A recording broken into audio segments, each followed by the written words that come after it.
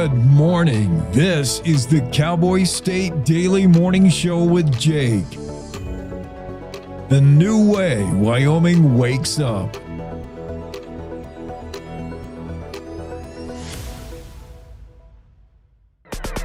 It's time to take a look at what's happening around Wyoming. From the Cowboy State Daily News Center, I'm Mac Watson. DNA has confirmed the remains found in a rural area near Gering, Nebraska last month are Chance Engelbert. Cowboy State Daily's Jen Coker reports that the family still has questions about how their son died. It wasn't confirmed by the Scottsbluff County Attorney's Office until Tuesday, late in the afternoon. The Scottsbluff County Attorney's Office has not officially released the cause of death. That is the next step. The 25-year-old Engelbert disappeared over the 4th of July holiday weekend in 2019 on a visit from Wyoming to Gering, Nebraska, to visit the family of his wife, Bailey, and their infant son. The Florida trucker arrested by a Wyoming Highway Patrol trooper Thursday near Rawlins could face life in prison on an attempted murder charge during a road rage incident. Cowboy State Daily's Claire McFarland breaks down what Rabindranath Bunzi is charged with. This is a really interesting investigation because the alleged victim and the defendant have completely different stories. The dad driving the pickup truck is like, I was just trying to pass him, and he had driven my wife off the road, and he fired at our truck, and my toddler was inside it. Whereas the trucker, the defendant, is saying, no, they drove me off the road, and I took 20 minutes to collect myself. He did say that he hadn't fired the gun, though, which the physical evidence would dispute. Court documents reveal that Bunzi lives in Florida and works as a commercial truck driver. He's in custody in the Carbon County Detention Center on a $100,000 cash-only bond. I'll be back with more news from the Cowboy State Daily News Center right after this. This Thanksgiving, many of our homeless neighbors will come to us hungry, cold, and in need of hope. Wyoming Rescue Mission offers a lifeline. For just $2.58, you can do more than fill a plate. It's not just food you're giving, it's the first step toward recovery, job training, and a brighter future. With your help, we can change lives, one meal at a time. This season, let's serve up hope. Please donate today at wyomission.org. That's W-Y-O mission.org. Cowboy State Daily News continues now. A woman caught on video earlier this year harassing a baby wombat in Australia is in trouble again, but this time it's in Wyoming. Cowboy State Daily's Mark Hines reports that Samantha Strabel faces multiple charges, claiming that she lied about her residency to get hunting tags in Wyoming. Earlier this year, we published a story about an influencer, at least at the time was, or at least claimed to be from Pinedale. The game wardens and prosecutors are claiming that she has been absent from Wyoming long enough to no longer be a resident here, but she applied last year and this year, she applied for numerous hunting tags as a resident. It's technically illegal hunting. You can't claim to be a resident if you're not. Strabel was booked into the Sublette County Jail on November 21st and released on her own recognizance that same day, according to an order filed in Pinedale Circuit Court. She faces 8 misdemeanor charges. A Gillette woman is facing up to 10 years in prison on claims her brother-in-law's 2-year-old son was severely scalded and badly bruised while in her care. Cowboy State Daily's Claire McFarland reports that 24-year-old Rihanna Sam's attorney says there's more to the story and the woman is being villainized.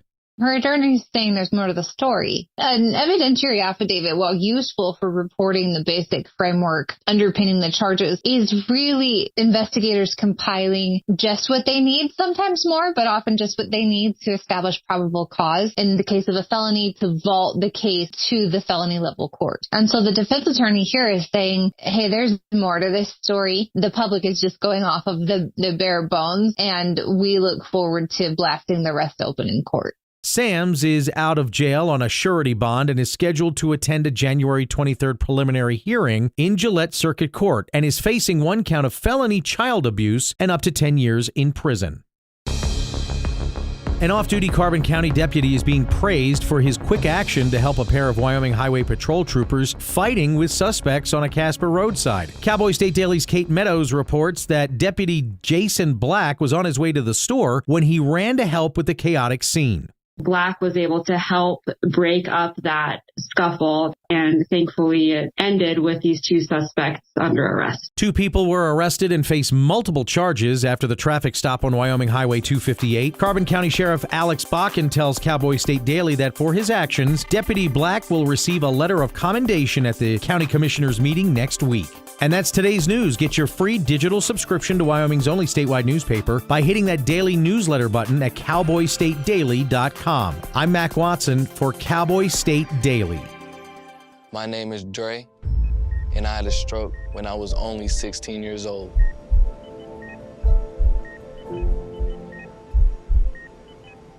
It was a normal Saturday. He played 2 games back to back. During the games, something was off. He said his arm felt heavy. By 1 a.m., he was in emergency brain surgery because he was having a stroke. I didn't want to, but I felt like I was just giving up. That's when I found American Heart Association. They saved me that night. I don't know if Dre would be here today if it wasn't for the work that the American Heart Association has done. The American Heart Association supports life-saving research that leads to medical breakthroughs. We are fighting to help prevent death from heart disease and stroke, educating people on prevention and early detection, and working every day to find treatments and cures so you and your loved ones can live happier, healthier lives. To learn more, go to heart.org today.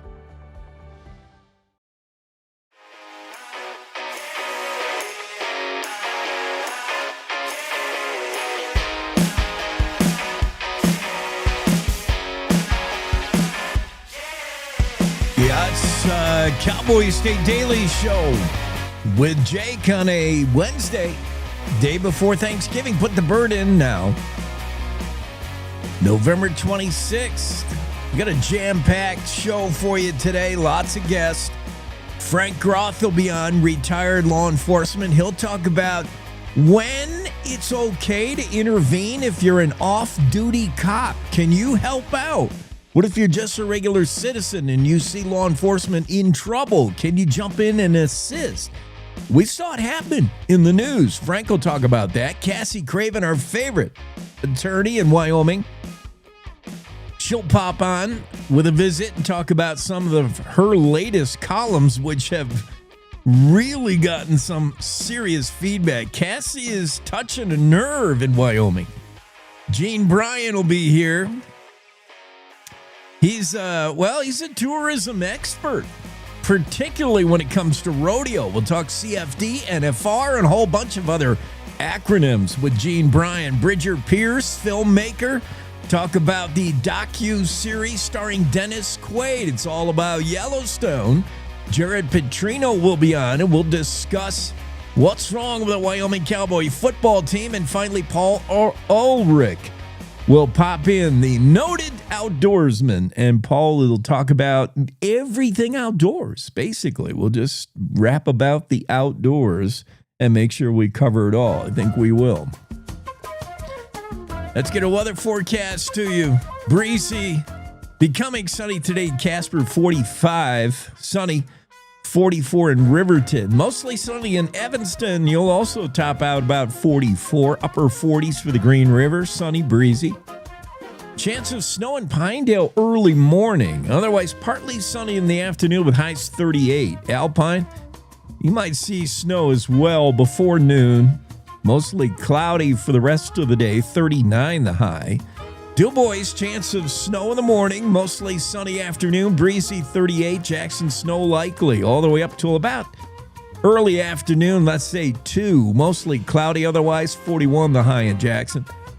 Thermopolis 42, gradually clearing skies, slight chance of early morning snow in Cody, but a mostly sunny afternoon 44. Buffalo partly sunny 38. Chance of snow in the morning for Sheridan, mostly cloudy 37. Cloudy and 37 in Gillette. Mostly clouds in Newcastle with highs 35. Torrington, partly sunny 44. Lusk, partly sunny 39. Cheyenne, partly sunny breezy, highs in the mid-40s. Partly sunny of 41 in Laramie. And Rawlins, slight chance of snow in the morning. Otherwise partly sunny, windy.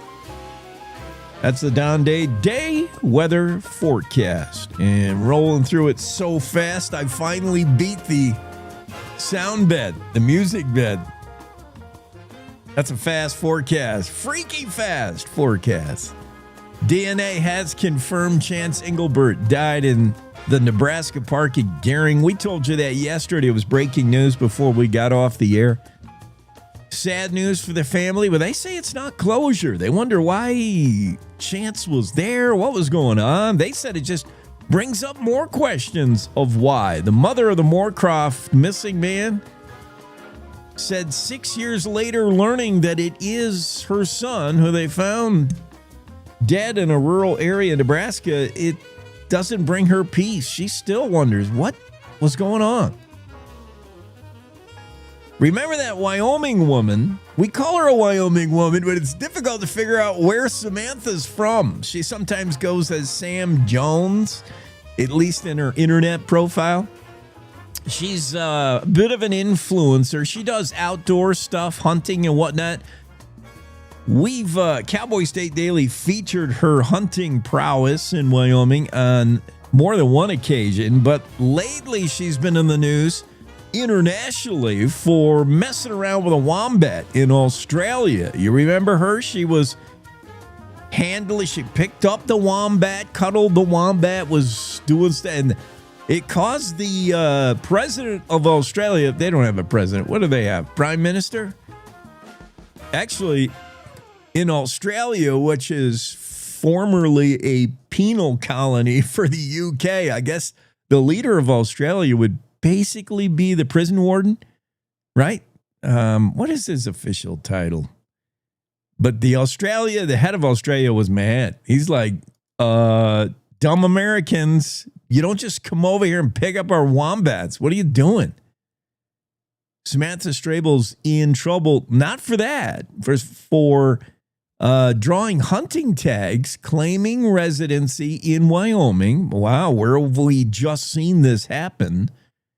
Wyoming Game and Fish made a big bust not long ago, and you read about that in the Cowboy State Daily, about hunters who were drawing tags as locals. I mean, the reason you would try to get a elk hunting tag or bear or mountain lion, all of the above applied to Samantha Strabel, by the way, is it'd be much cheaper if you prove you're in state. You live in Wyoming. Out of state, significantly higher price for those hunting permits.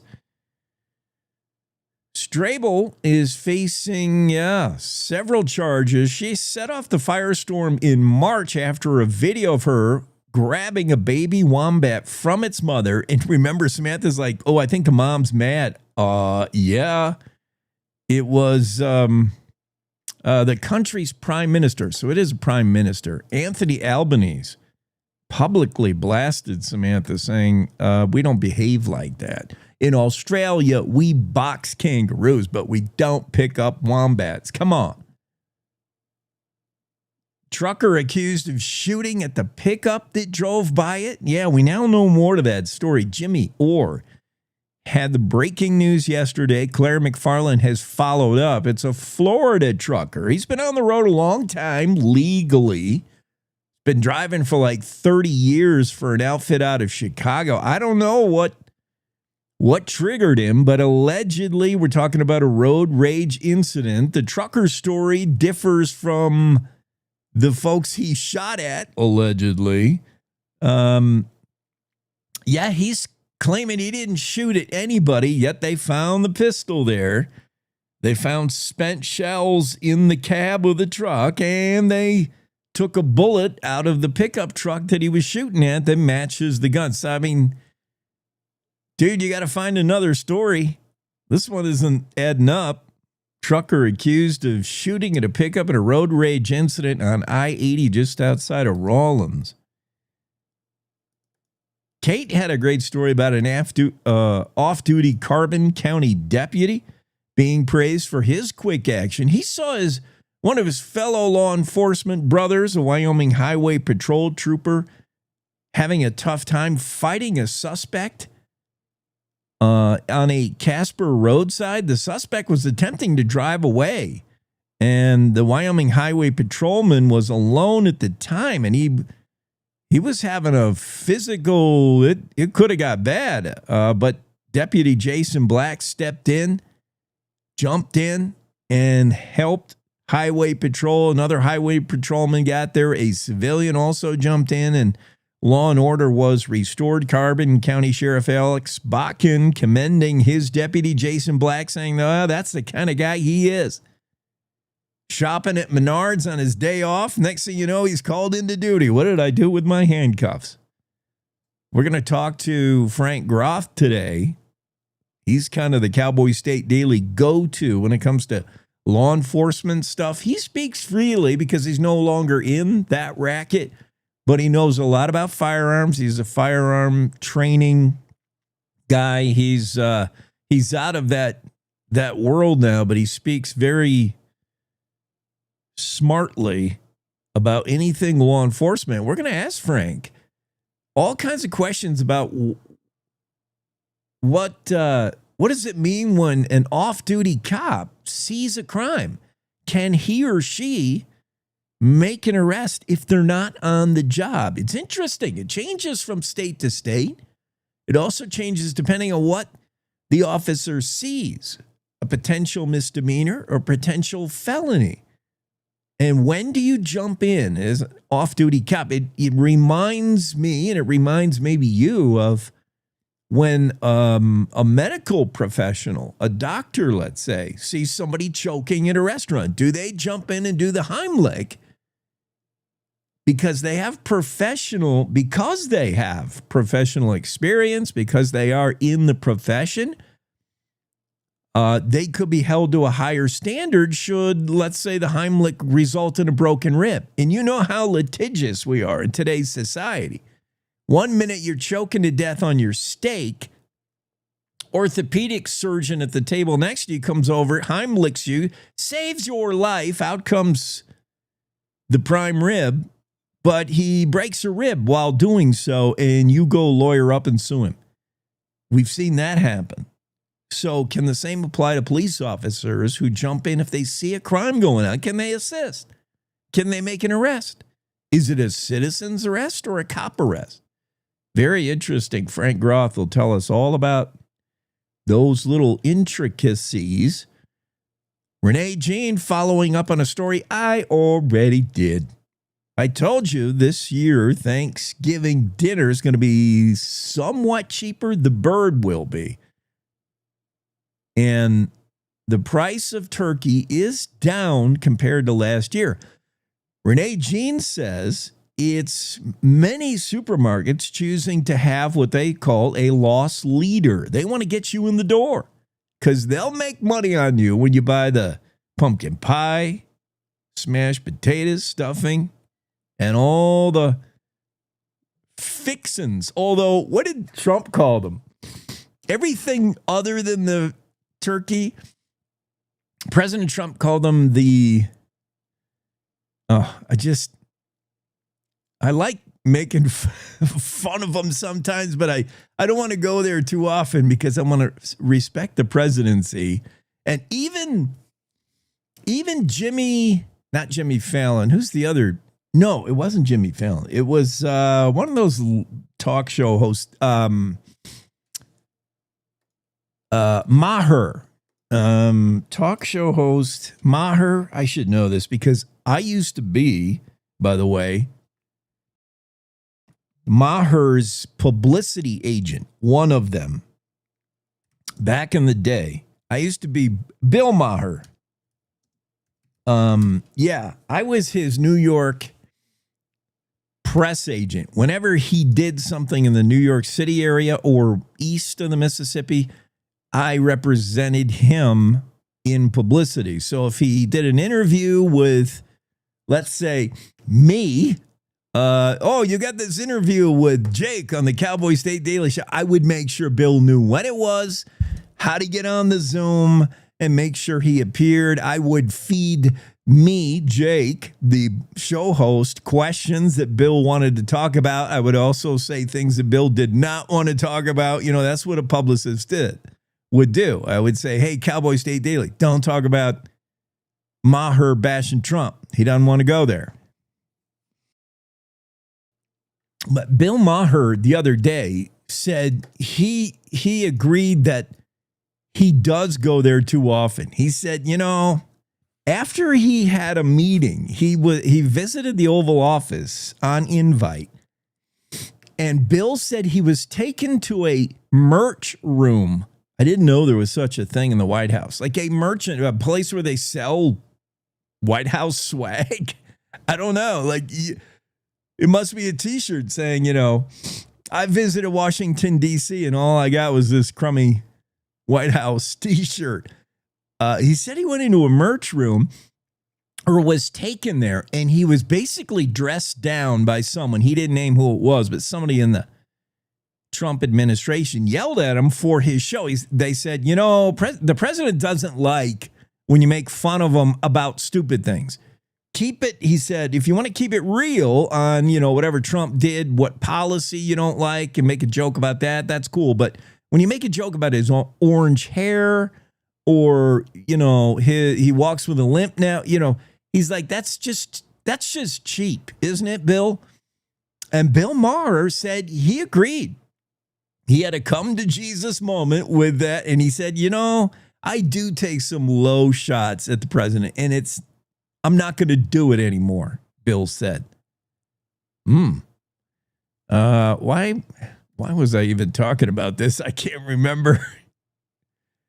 I'm 21 minutes into the show and I'm off track. Oh yeah.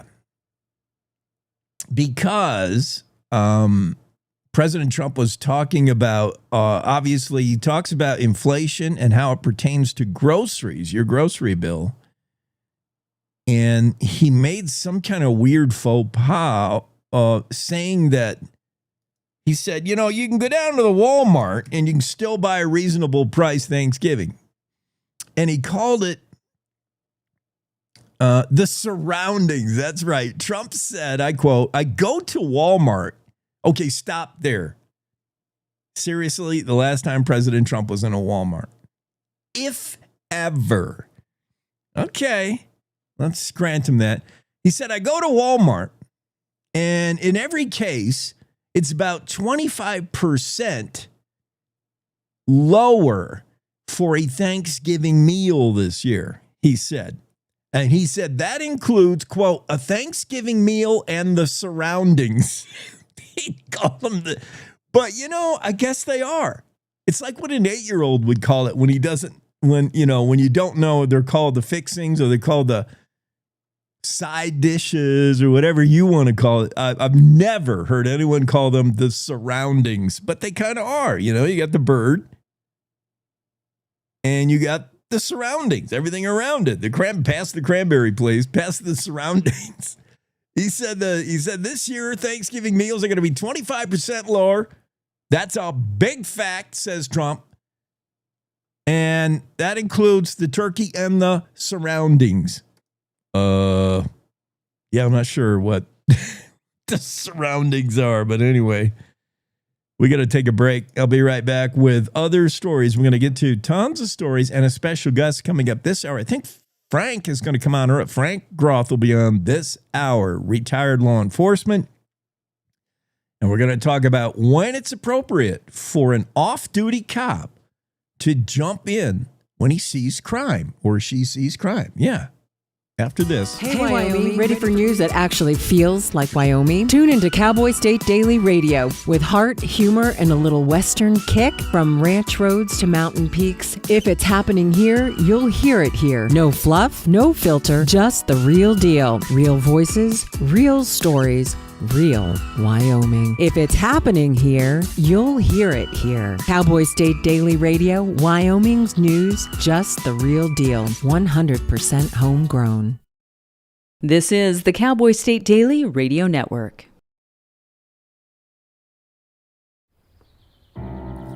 Hi. I'm your retirement fear. But don't be scared. You're still in pre-retirement. Does that mean I have more time to plan? Precisely. Here, this is pretirement.org. Retirement savings options? Potential tax breaks? Ooh. This isn't scary. I'm doing it. You got this. Visit thisispretirement.org for free resources to help you customize your action plan.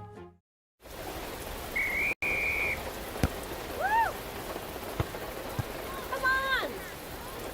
Go, Diane! Yeah, keep it going! Yeah! Go, honey! If you love them enough to drive an hour to cheer them on as they get beat 11-0 in the rain, then surely you'll check nhtsa.gov/the right seat to make sure they're correctly buckled in the back seat. Throw that ball, Diane! Woo! You got this! So as a technical sergeant, E6. I served in Vietnam in 1969. I am a U.S. Army veteran. Have you ever helped a fellow veteran? Of course. Yes. Try to always be there for each other. I do my best reaching out to my brothers and sisters in arms. Have you ever asked for help yourself? It's always tough, right? I can't say that I have. I mean, If you don't have someone to kind of help you guide those thoughts, it can be really bad. Eventually, you just can't deal with it on your own. I guess it's a part of the military too, right? Service before self. It was drilled in, service before self. And you start to question, maybe people would be better off without me, When you realize that you're not alone, once you take that first step, there's so much support.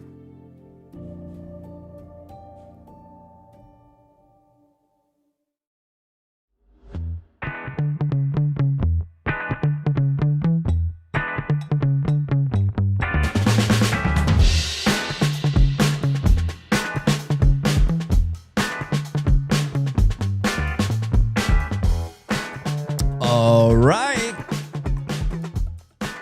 Rob says, good morning. Happy Friday. Rob, double check that calendar. I got Wednesday, but I've been known to be wrong very often. The hero cop story does appear to be the story of the day, judging by reaction. Right up there with the Florida trucker. So this is... Actually, that is a good example of what news readers are most interested in. Now, you can claim what causes you to click. You can say what I like to read. But the analytics don't lie. Cowboy State Daily knows what you like to read. We see it. And people like feel-good stories because there's simply not enough of them. In today's world, we love stories that we can get behind that make us feel good. So the hero cop story is doing really well, according to Facebook anyway. Off-duty deputy helps subdue suspects fighting with troopers. 816 engagements, 21 comments, 28 shares. That's doing really well. Second only to the other thing that we're all interested in, and don't say you're not, crime and criminals. Man, we just can't stop reading when people get in trouble. Florida trucker arrested by Wyoming Highway Patrol troopers Thursday near Rawlins could face life in prison for throwing lead at a passing motorist. Allegedly. He's denying it. Trucker accused of shooting at a pickup. The pickup had a toddler in it. It was all kind of a road rage incident on Interstate 80. Frank Groth, who is going to be joining us in just minutes. Frank even commented on the Facebook story saying the dash cam, assuming it was activated, and that dash cam in the trucker's cab was seized by law enforcement. I think most of these guys are required to have one, if not all. And they had their dash cam going. That should tell the story because the semi-truck driver is claiming it was the pickup truck that was driving aggressively. The pickup truck was almost driving him off the highway, causing him to flip. The semi-truck driver had a whole different story. He'd say, no, it was that guy.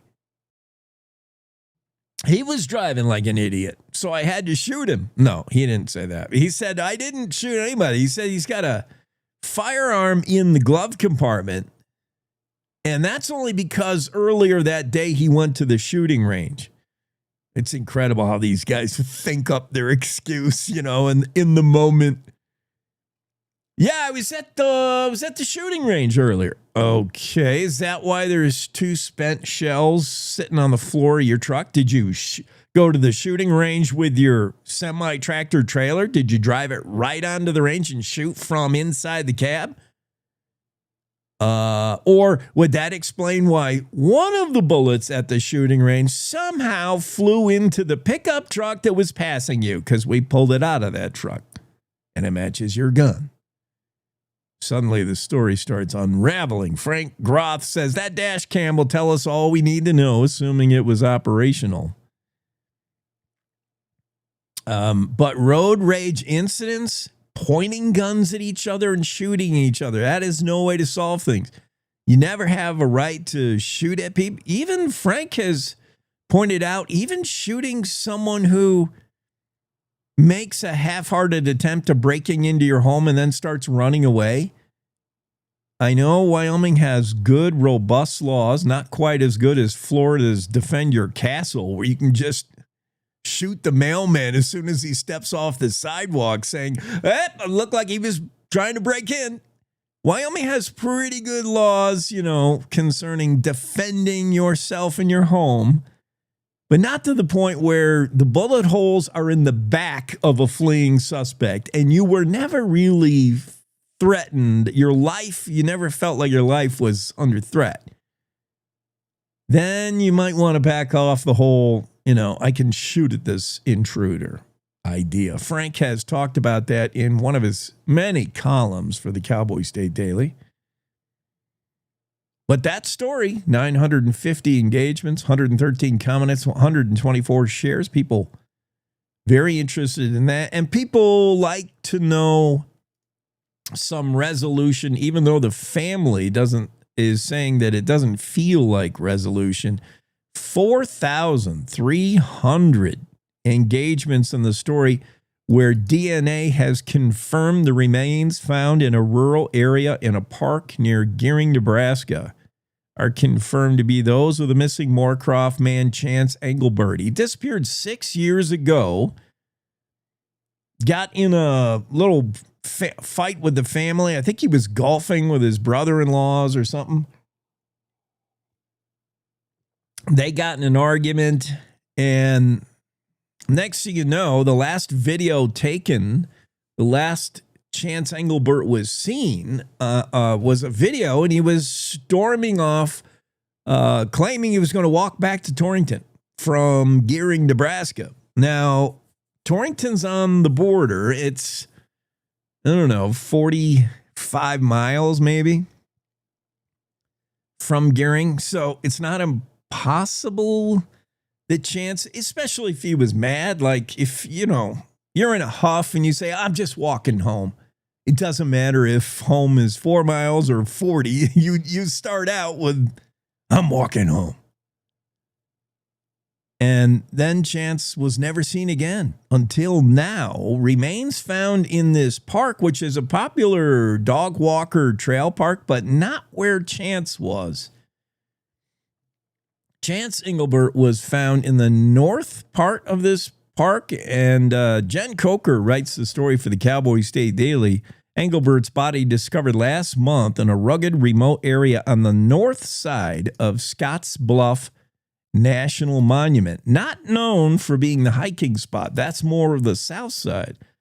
In fact, one person that talked to Jen Coker said, it's nasty to go on the north side. There's tall grass. You got to do some bushwhacking. Like, it's not easy. And he, when he was thinking about would Engelbert be there if he was trying to walk home to Torrington, he's like, no way. It's totally out of the way. It's totally dumb. He's going up this mountain, this little hill. It doesn't make sense. He wasn't walking home to Torrington. That does not look like a scenario. And the mom says, it's good to know that that is her son. She doesn't have to worry now that one day he'll just suddenly appear at the door. Like, what happened? But the mom still has many questions. She says this is not closure to us at all, but only more whys, as in, why was he there? Our hearts hurt more than ever. There'll always be more questions. Yeah, how, what happened? No answers, but at least, yes, confirmation. DNA did confirm Chance Engelbert died in the Nebraska park. The cause deemed accidental, according to authorities there in Nebraska. They say potentially a fall because this is a rugged terrain, and it's you could potentially fall and injure yourself or fall and die. Gearing police detectives say that's what they've concluded. Doesn't look like foul play. They said a fall was the result of his death, and that story very much active on the Facebooks with well over 4,000 engagements, comments, 724 comments, 873 shares, mostly because, judging from the comments, people are speculating along with the family saying, I don't believe his death was accidental either, says Mariah. I'm glad his remains were found. God watch over his family, but suspicion still. That's the gist of most of the comments on that story. Jared Petrino and I are going to talk sports later, and I'm just going to flat out put it out there to Jared. How long does Coach Sawvell keep his job? It's unlike Wyoming to fire coaches mid-season. I don't know they've ever done that, and I'm not sure. I guess I should look up how long Sawvell's contract runs through, but boy, that loss to Nevada was the last straw for a lot of staunch, loyal, hardcore Cowboy fans. I mean, the kind that will never deny their Cowboy. They bleed brown and gold. And I heard a lot of them say last weekend, that was it. Josh Allen retiring jersey. Josh Allen's out there on the field at halftime. Never a bigger stage for the Cowboys in many years. Packed house, final home game of the year, senior night, playing the worst team in the conference. I mean, it all adds up. Do the math. Josh Allen, last home game of the year. Huge crowd cheering every move you make. And you're playing a patsy. You're playing Nevada Wolfpack. They haven't won a game on the road all year. They won 2 total games all season. If anyone Wyoming could beat, that's the team. If you had to handpick a team for that game before the season started, you're like, well, we're going to have Josh Allen retirement jersey night on this date. Who could we play? We could do CSU and the Border War, but that already has its own excitement built in. We could play, Boise, but they'll kill us, and that'll put a real downer on it. Oh, wait a minute. Nevada Wolfpack. They're terrible. And they've always been terrible. Let's get them in there on the schedule. And Wyoming loses 14-7. One measly touchdown. This team just cannot score. Speaking of 17, you know how many points the Cowboys are averaging this year? 16.8, 17. That's not good enough to win in football today. Sorry. So, yeah, Jared and I are going to, I know he's not going to want to go there, but I'm going to say, Jared, how long does this coach still employed in Laramie? Turkey going to be cheaper this year, if not free. Early this week, or was it last week? I told you, I think it was earlier this week. I told you about some special deals. I think Kroger might be been one of them, the Kroger stores. But several supermarkets are offering real deals on turkey. If not, reduced price / price, if not free with stipulations. Many grocery stores are using turkey as what's referred to as a loss leader just to get shoppers in the door. They're offering deals that are range from, 10-pound turkey, 15-pound turkey for free, as long as you spend X amount along with it. Spend $150 and they'll throw in the butterball turkey for free. That's kind of a basic deal going on. And Renee Jane has found several such deals. In addition to very reasonably priced turkey, Birdwell's turkey breast roast going for $4.32 a pound. Pretty good deal. And pricing of turkey low because many turkey farmers, is that a thing if you're a turkey farmer? Many turkey producers, bird flu, avian bird flu hit their flocks hard. And that's caused turkey prices to actually be up a little more than even how low they could be. 4% cheaper than the national average in Wyoming. A basic 15-pound frozen turkey, about $33. 4% cheaper than the national average. Also, in the survey I read a couple days ago, turkey is 2% less than what you paid for it last year. Although Renee says, according to her calculations, where she got them, and of course, you can get funny with statistics, right? There's lies, damn lies, and statistics. Year over year, that's a 1.5% increase what turkey is today from last year. So it's somewhere between 2% down and 1.5% up. We'll call it even. We'll say turkey did not rise in price. And there's many supermarkets and retailers that are offering real deals on turkey as long as you spend money on the other stuff. The surroundings. We'll be back with Frank Groth after this. In Wyoming, you want news from folks who still shake hands and mean it. You just want the facts. That's why more Wyomingites listen to Cowboy State Daily Radio. News that doesn't bend, twist, or dance around the truth. Crisscrossing the state to cover the news the way you like it, with reporters steps away from the Capitol in Cheyenne and in your hometown. No spin, no corporate suits, no duh. Talking about your state. This is Cowboy State Daily Radio. You're listening to the Cowboy State Daily Radio Network.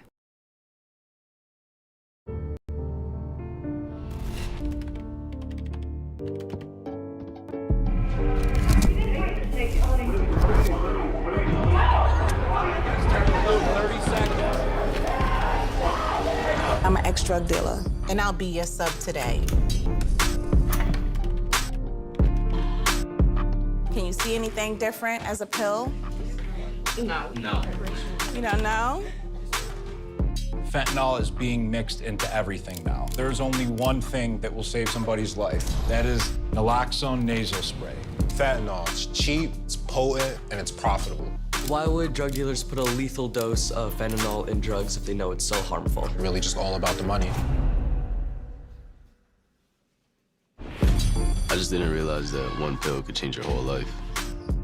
More kitchen now.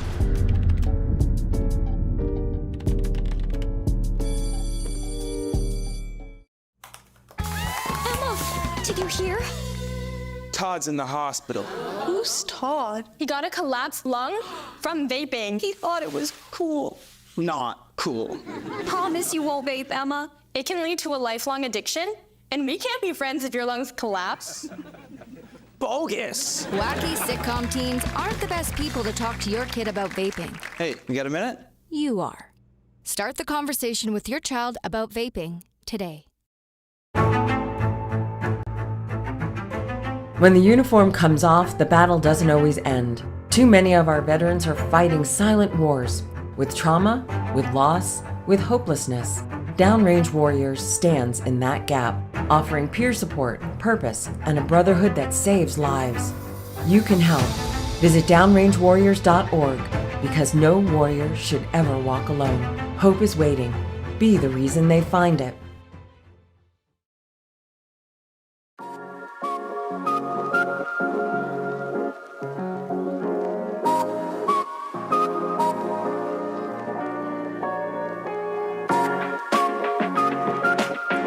We're back from break. Cowboy State Daily Show on a Wednesday, November 26th. Talking turkey. Talking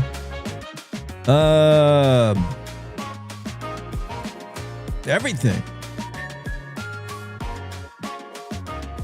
I'm excited to chat with a filmmaker later. This new series called Saving Yellowstone premieres on Animal Planet today, and it's a 4-part docu-series that's been done by our friends up there in Montana. That's a great outfit.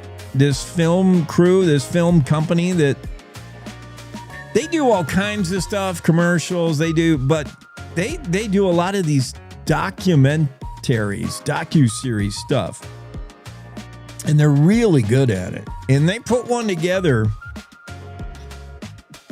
that examines the threats facing the greater Yellowstone ecosystem. They just spent a lot of time in Yellowstone with cameras and telling the story of Yellowstone National Park, how crucial it is to the ecosystem, to the environment. This is Mark Pierce, one of the executive producers, and he's one of the guys behind this studio up there in Montana called Warm Springs Productions out of Missoula. Pierce's son Bridger will be on the show later. He's president of Warm Springs. He helped on the production of this Yellowstone series.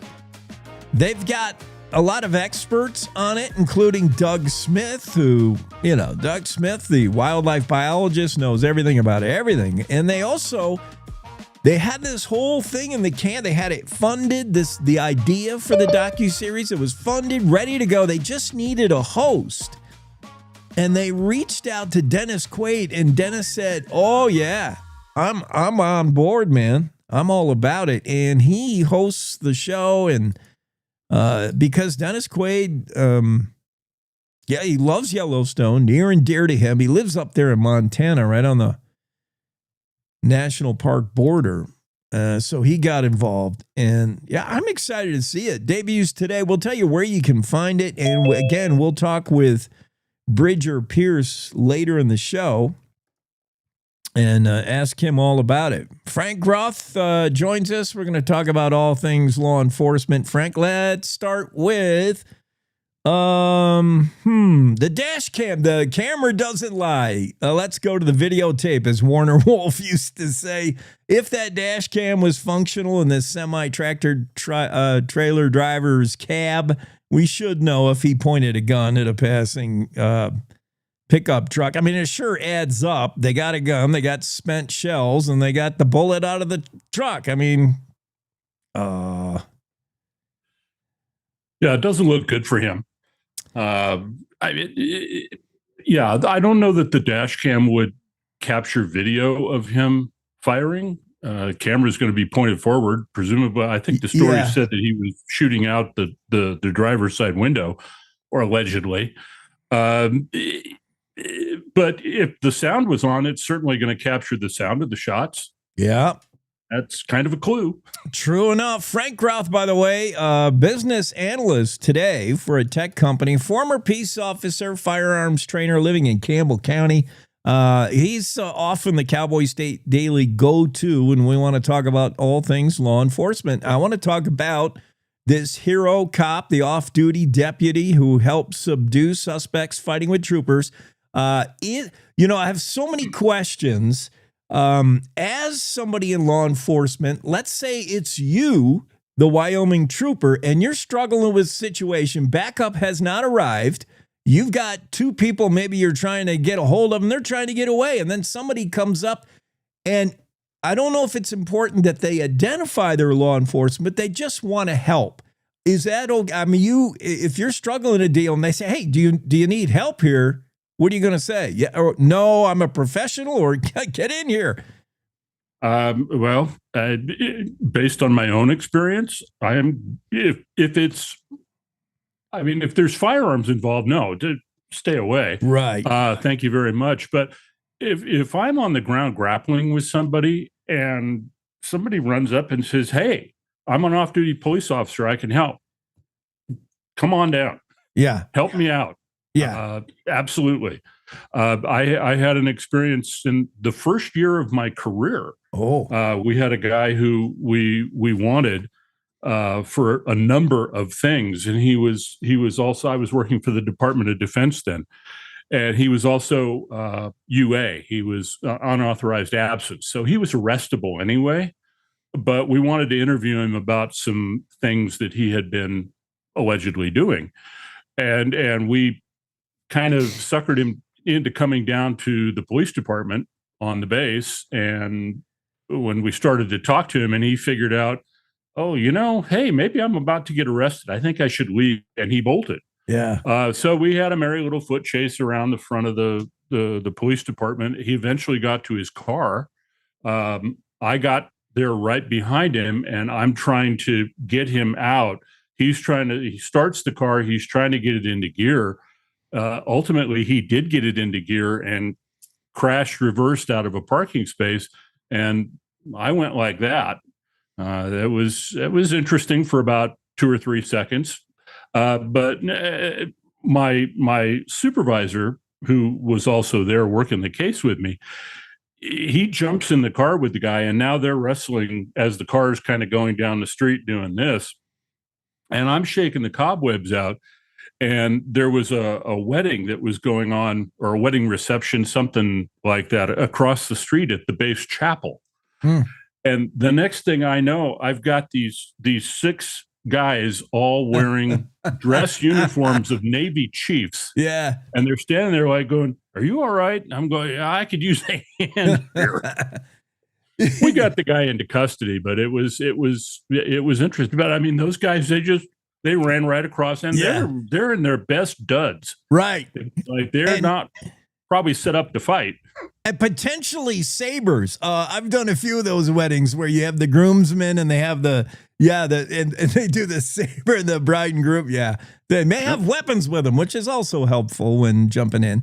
Let me ask you, Frank, what do you appreciate? Again, let's say you're on the end of an officer needing assistance. This has gotten out of hand. You could use another hand. Do you appreciate a citizen just jumping in and grab, doing what they can do, or would you, or do you appreciate a law enforcement, maybe an off-duty cop saying, "Hey, I'm off-duty sheriff's deputy. Do you need help?" Would you rather have somebody ask, declare who they are, what kind of skill set they bring, or just, "Hey, all the more hands the merrier"? How would you appreciate it done? Does it make any difference? I think it makes a big difference. If you're going to go up there and get involved, you're not wearing the uniform. You have to understand that when officers in uniform see other officers in uniform, it's like, okay, we're on the same team. Yeah. An officer in a uniform looking at somebody in soft clothes is going to go, "Who's that?" Yeah. And they may know the officer or the deputy. If they work in the same county, they book in the same jail. They may not. Talking to the reporter yesterday for the story, they may not know each other. And I'm kind of like, well, it's Wyoming. It's a small state. Everybody trains with everybody else. They may have met, but there's not going to be that instant recognition. Right. So absolutely, announcing, "Hey, I am so-and-so, and do you need help?" Yeah. And assistance offered from a professional, someone in the biz, is probably like, "Oh yeah, I'd much rather have that than maybe an untrained civilian who could jump in and make things worse, do some of the wrong things." Could you tell pretty fast if somebody didn't tell you who they were, they just jumped right in, and you say, like, "Oh, this guy's got to be a cop"? Like maybe the way he'll put the suspect's arms behind him or something, you might say, "Oh, all right, he's helpful." Yeah, if they start applying physical control techniques, what we used to call physical methods of arrest, it kind of tells that maybe this person does know of what they're doing. Yeah. What about you off duty? Now, different laws vary by states, whether you're off duty plainclothes. Is a cop ever off duty? Can you make an arrest? It would not be, from what I understand, a citizen's arrest. You could make a real arrest with all the authority of law enforcement, even if you're not technically on the job at that moment. But what do you have to see? A felony, misdemeanor? When can you legally jump in Wyoming? Do you know? Well, Wyoming, I believe, is similar to California. My experience was in California. Most peace officers in California are peace officers 24/7, 365 with full authority anywhere in the state as relates to the scope of their duties. So if they see something, they can act. They can act. Now, should they act? That's a whole different question. Yeah. It really sometimes becomes a giant ball of suck to get involved in things off duty, and most academies now that I'm familiar with, and I've trained with a lot of folks who run academies. They're teaching the young guys, 9 times out of 10, if you see something off duty, be a good witness. Part of the reason for that is you're in soft clothes. You don't have all your stuff. Generally speaking, I never carried a set of handcuffs when I was off duty. Right. I just didn't, because I wasn't going out there with the idea of, I might have to make an arrest. It was if you have to get involved in something, generally speaking, it needs to be something that's probably up towards the top tier, getting up towards life-threatening. Yeah. Before you really want to just jump in on your own and take action. And that's not just for your safety, but there's been any number of instances over the years where off-duty officers have involved themselves in some type of a felony, and they've wound up getting shot by responding uniformed officers. And we don't want that. Blue on blue is the absolute worst. Yeah. I think, it's it just inherently probably law enforcement officers, if they're off duty, they understand when it's probably appropriate to get involved, when you want to just be a professional trained witness because you're better than most. Like if your day job is a traffic cop and you see somebody drive by kind of fast and you're like, "Whoa, that was fast. I'm going to go chase him down." That's silly. If you see somebody swerving all over the road, you're like, "He looks very drunk. I'm going to go," it's a degree that I imagine you want to get involved in. It reminds me of, a trained medical professional in the restaurant. Somebody's choking on their steak and you jump in and give the Heimlich and you break a rib while doing so. Like, I'm worried about that stuff. Is there any police have protections like that? Well, if you're acting within your scope and your policy, your agency is probably going to be able to indemnify your actions. Yeah. If you get outside of that, no, you run a risk. Now, in other cases, like you brought up a medical professional intervening in a choking and they break a rib. Well, the Good Samaritan law is also going to kind of kick into that. Yeah. And generally speaking, that person's going to hold harmless as long as they are not exceeding the scope of their authority or their training. So I know ER docs. I know several really good ER docs who are out working training in the private sector, and if they see somebody drop of a heart attack in a public place, they're going to jump right in and they're going to start CPR. They're going to do what they've been trained to do. Frank, I love the commentary. Whenever there's a story in Cowboy State Daily, journalists go to you for an authoritative, definitive quote. You're always there. I love your when we don't see enough of you in the opinion pieces and the guest columns. You got to write more for the Cowboy State Daily. Well, I tell Jimmy I'm happy to help. I love this stuff, whether it's right to bear arms and, an armed citizenry is a positive thing. You never know when 911's going to get there. Thanks, Frank. I appreciate you being on. Thank you. Have a good morning. Cowboy State Daily Show. That's Frank Groth, retired law enforcement, longtime peace officer. Now enjoying the cushy life with a tech company as a business analyst. I don't know what's more dangerous, trying to figure out today's business climate or walking around with a firearm. Campbell County is where you can find Frank Groth now. Thanks for being on the show. That's going to wrap up the first hour. We got more to go, a lot more. You're going to enjoy this. Cowboy State Daily Show continues after top of the hour news break.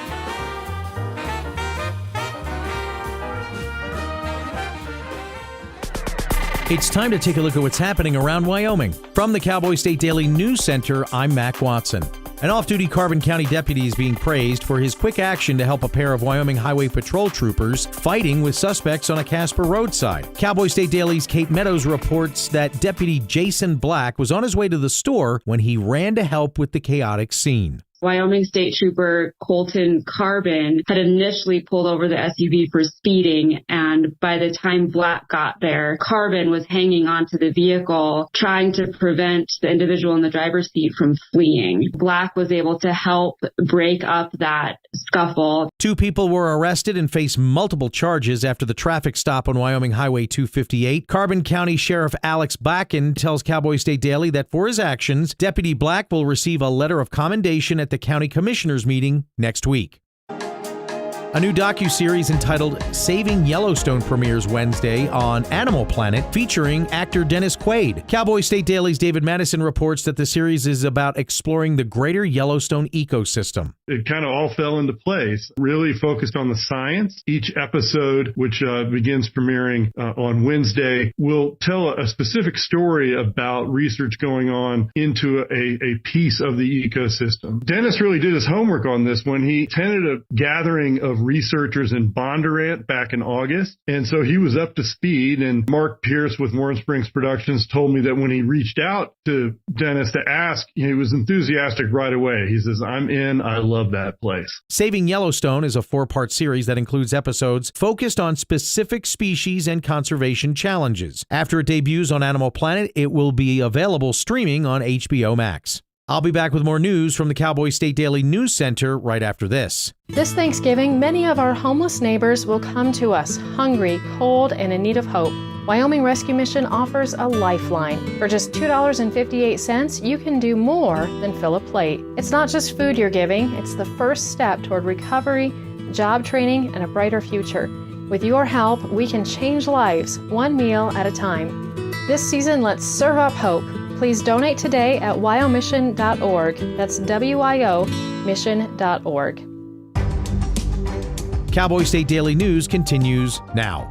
Wyoming grocers are selling whole turkeys at losses because of the bird flu and inflation. Cowboy State Daily's Renee Jean spoke to shoppers who are using those savings to offset rising costs for other Thanksgiving staples. With Thanksgiving this year, people are still able to get their birds at a pretty cheap price. But the rest of their basket is another story. We've got tariffs on aluminum and steel right now. That's jacking up the prices of some of the canned goods that we buy. The cranberry sauce, those kind of things that come in cans might be a little more expensive. There are other tariffs that, are contributing to different facets of the economy. Even though grocery stores are offering steep and strategic markdowns, turkey prices are actually up, way up. That's mostly because of a wave of avian bird flu has decimated turkey herds, killing off supply. Although the Thanksgiving Day forecast in Wyoming is looking rather pleasant, a potential winter storm will quickly follow. Cowboy State Daily's Andrew Rossi spoke with meteorologist Don Day, who says Thanksgiving, that'll be pleasant, but things will radically change for the weekend. For the weekend, they're confident that there's going to be a steep plunge in temperature, and there could be snow accompanying it. What that means, we're not entirely sure at this point. It depends on when the cold front arrives. It could arrive as early as Friday, but it's definitely going to reach us by Saturday. So traveling on Saturday, Sunday, and Monday, is going to be pretty dicey no matter where you're going in the state. So expect snow in the high elevations for sure. If you are traveling over the weekend, remember to check the forecast and leave yourself plenty of time to safely get to your destination. DNA has confirmed that remains found in a rural area near Gering, Nebraska last month are Chance Engelbert's. Cowboy State Daily's Jen Coker reports that the family still has questions about how their son died. It wasn't confirmed by the Scottsbluff County Attorney's Office until Tuesday, late in the afternoon. The Scottsbluff County Attorney's Office has not officially released the cause of death. That is the next step. The 25-year-old Engelbert disappeared over the 4th of July holiday weekend in 2019 on a visit from Wyoming to Gering, Nebraska to visit the family of his wife Bailey's and their infant son. And that's today's news. Get your free digital subscription to Wyoming's only statewide newspaper by hitting that daily newsletter button at cowboystatedaily.com. I'm Mac Watson for Cowboy State Daily. We all make choices. When it comes to alcohol, kids make choices whether to drink or not. Bye, Dad. Bye-bye. Remember, I'm going to Alex's party tonight and sleeping over. Have fun. Hey, have a seat for a second. Remind me about that party again? Alex is just And adults make choices whether to talk about it. That's true of parents and every other trusted adult in a kid's life. Kids want to know our expectations when it comes to alcohol and other drugs. They want guidance and honest answers to their questions. And it makes a difference when the message is consistent and part of everyday conversations. So talk with your kids and help lead them on a positive path. Because when you talk, they hear you.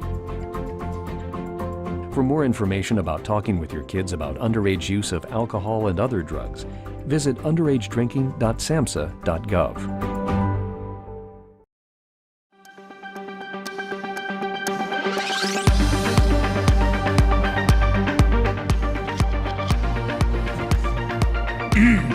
Yeah, that pulsating beat on a Wednesday can only mean Cassie Craven's here.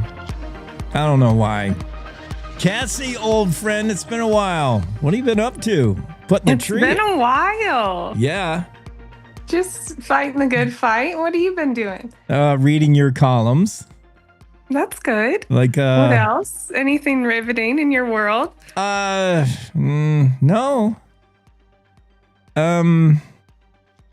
Yeah, I don't know. I'm just keeping on.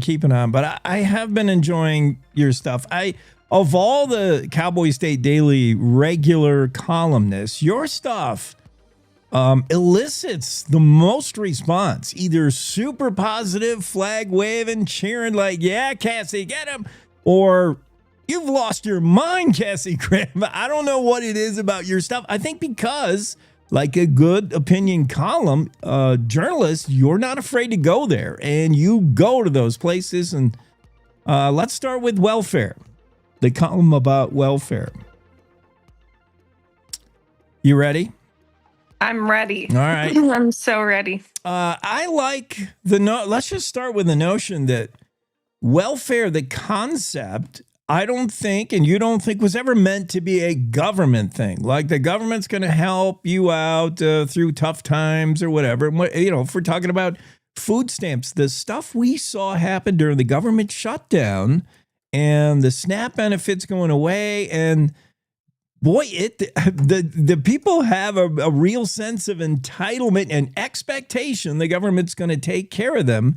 Yet we've really got off the mark on what welfare was meant to be, helping out each other, us helping out each other, not necessarily Big Brother. Cassie, I think you got it right in this one. What do you think?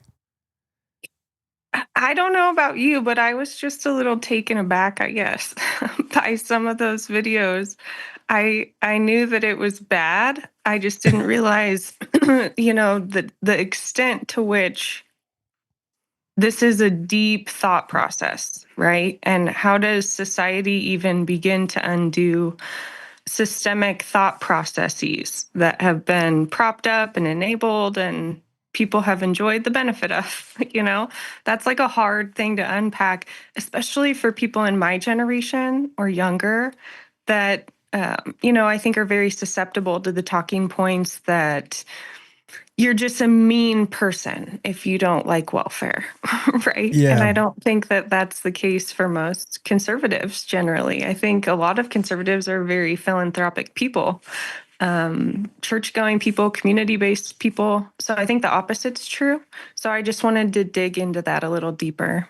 Cassie, in her column, Welfare Was Supposed to Be Our Job, talks about how a well-meaning notion, helping out our brothers and sisters when they are in need, then the government stepping in to do it, and then it somehow slides into an entitlement, a sick and twisted turn in America's fate, as Cassie points out, a nation of entitled slobs. I love it, man. Yeah, don't pull any punches, Cassie. One woman, the videos you're talking about, one woman during the shutdown declared to the American taxpayer, "You work for me. How can I be expected to work? I've got kids. I need to eat. Get back to work, government." And taxpayers keep, people got some things upside down and backwards, I think, a little bit. Yeah, it's a sad.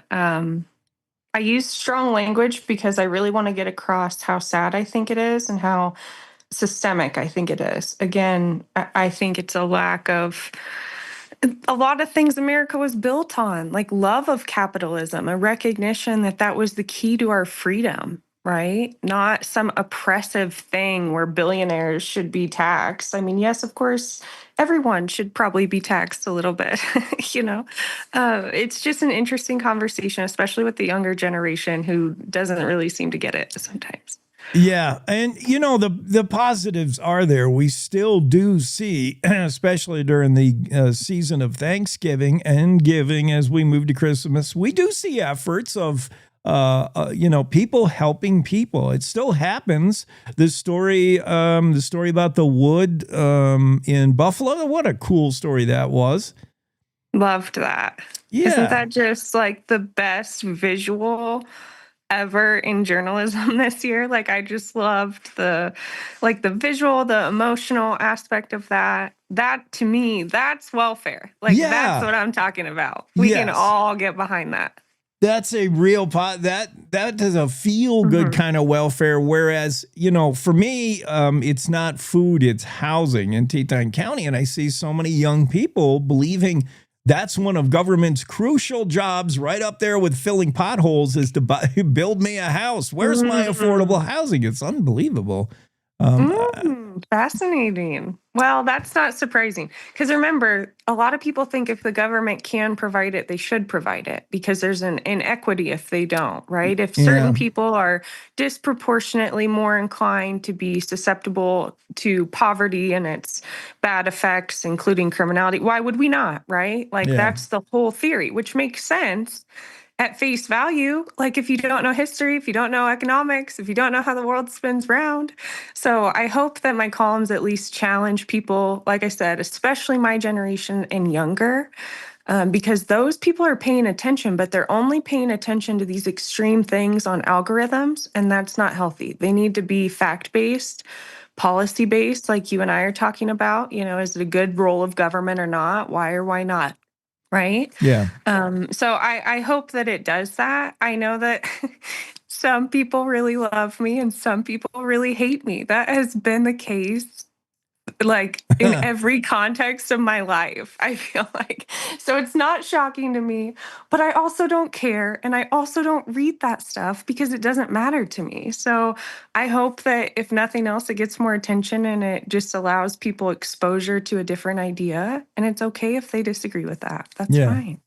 Yeah, I think it's a necessary voice. You can read it in Cowboy State Daily, Cassie Craven. We're a nation trending towards socialism, practically, and the idea that government should fill the role of welfare and a helping hand. Whereas in Wyoming, we like to think, and conservatives like to think, welfare is about, driving a truck, a cord of firewood over to grandma's house, or a canned food drive, or something we can do grassroots, not necessarily what the government owes you. It's easy to get off course when you don't have a North Star. Let's talk about things. Where do you put your faith? Where do you put your everything, your belief that, some people are so pro-Trump and MAGA, It might be about political leadership. Some people they love a sports athlete star. Where do you put your juice, man? If you don't put it in a true north, in something pure, true, and good, it's very easy to get off course. Your compass is out of whack. Yes, it's not just identity politics anymore. It's this whole like tribal system. And that can be good sometimes, right? Tribalism kept us alive for thousands of years. It served its purpose. And there is a certain element of danger, which I think incited it. But there comes a point when I think we all have to recognize, as much as you might like Donald Trump, perhaps you agree or disagree, right, with a policy decision or two. That is not uncommon. And some people, I think the world is going to end and it's all unraveling as they know it. They put so much hope and faith and belief in this man and everything they thought he represented. And you'll just be let down. Humans are designed to let one another down. That doesn't mean we don't respect and like some of the other part of it, you know? So I hope people are redirecting and reorienting. I think it'll make society less volatile. I think we went through a period of extreme volatility post-COVID for a variety of reasons. And I worry for the future of our younger generation again, because I try to keep those people in mind when I write. And I think they need to have strong roots in something that's actually real instead of all this BS back and forth. Yeah, Cassie, I appreciate you do that. You do try to voice to a younger generation that perhaps does not have the background they should. They don't yet have a root system. They don't yet understand how they got there first. And I like that you build a background for younger folks so they can make better informed decisions. Dumb watchdogs beware. That's the column we're talking about from Cassie Craven regarding finding your true north, because nothing's truer than when Cassie writes, when the left and right talk to each other these days, it feels like a measuring contest for whose morality is bigger. Everybody just puffs their chest and says, I'm more moral than you, and here's why. How about the one final column I want to talk about? Don't politicize my conservatism. We're going to talk about TDS. You might have heard of that acronym floating around the internet, the Trump derangement syndrome. Could it be applied also to ultra-conservatives in Wyoming, like the Freedom Caucus, who take heat for wearing tinfoil hats and talking about chemtrails? Good article. Yeah, it's weird times. Like some people are really, really upset about everything, it seems. Yeah. And I've tried to engage, without sharing any names or embarrassing anyone who I respect very much. I've tried to engage in some conversations, and it's just like the TDS thing. They shut down. You can see the wires like, zzz, and they just sort of like fizzle out. And it's really sad. Like, don't ever let someone just emotionally get to you that bad that you can't have a conversation about real things. And it's wild. It's wild times. The Freedom Caucus is making everyone so angry. So, but Cassie, as you point out, it also, I think we can discourse civilly. You made an interesting point here. Sometimes it's often the venue and the circumstances. If a reporter calls you up and you're an elected and they said, are you in the Freedom Caucus? Already you've instigated. Now there is tension in this phone call, in this conversation. Whereas, as you write in the article, Cassie, if you bump into a neighbor in the grocery store and you delicately get into a conversation that doesn't start out with, what about that son of a bitch, Trump? You like gently feel your way around each other, and you don't involve politics until it comes up organically. I mean, I appreciated that part of your article. It was very interesting. I think we can civilly discourse. It depends on how it got started and where we're talking. You know what I think it is? I think that when, and this is going to sound real country of me, so take it with a grain of salt. Yeah. But when we started getting out keyboards and posting things online and people quit getting their ass whipped for things they'd say in real life, society took a dark turn. Yeah. And I'm not promoting violence, I'm not condoning it. I'm saying as a society, when people began to type things like little keyboard warriors with really no transparency because they're fake names or fake pictures or whatever, people just say and do whatever they want. They feel like even when you do know them, there's this distance between you and them, and they have no accountability for what they say. And I think that we've lost our ability to then have real relationships and conversations. And that's why young men aren't getting married and having kids, right? It's all on the internet. Like, we feel so distant from reality that's a big problem, I think. That's why a lot of our problems stem from mental health issues. Man, I think you're so right. Back in the day, you shoot your mouth off and you'd have to pick yourself up off the ground. Today, you shoot your mouth off, you might get suspended from Facebook for a week. It's a different world, Cassie. Thanks for being on today. Good to see you, Jake. Happy Thanksgiving. Thank you. You too. Cowboy State Daily Show. Don Day weather forecast coming up after this.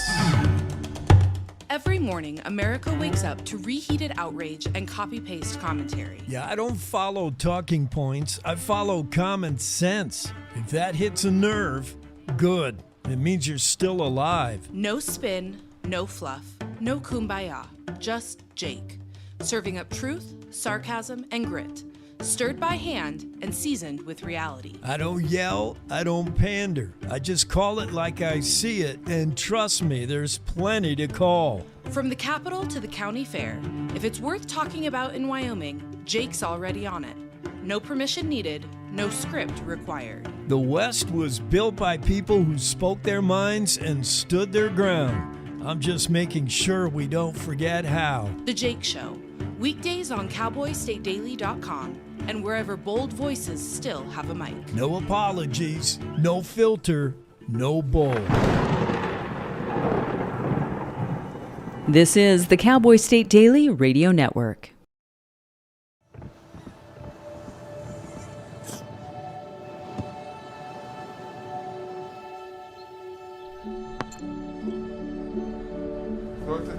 I don't remember how it started.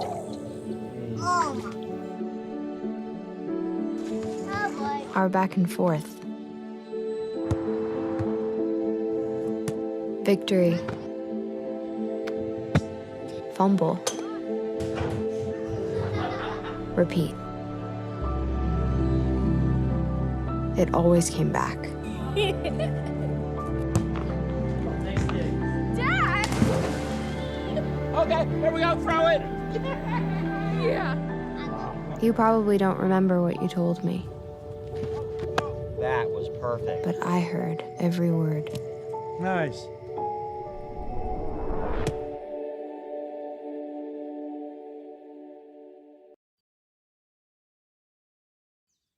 Jason, let's go see your room.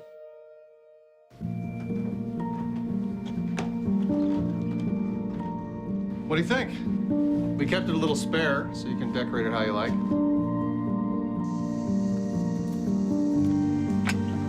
Dinner! Go. Excellent. Soccer is fun. Yeah, I saw you guys out there.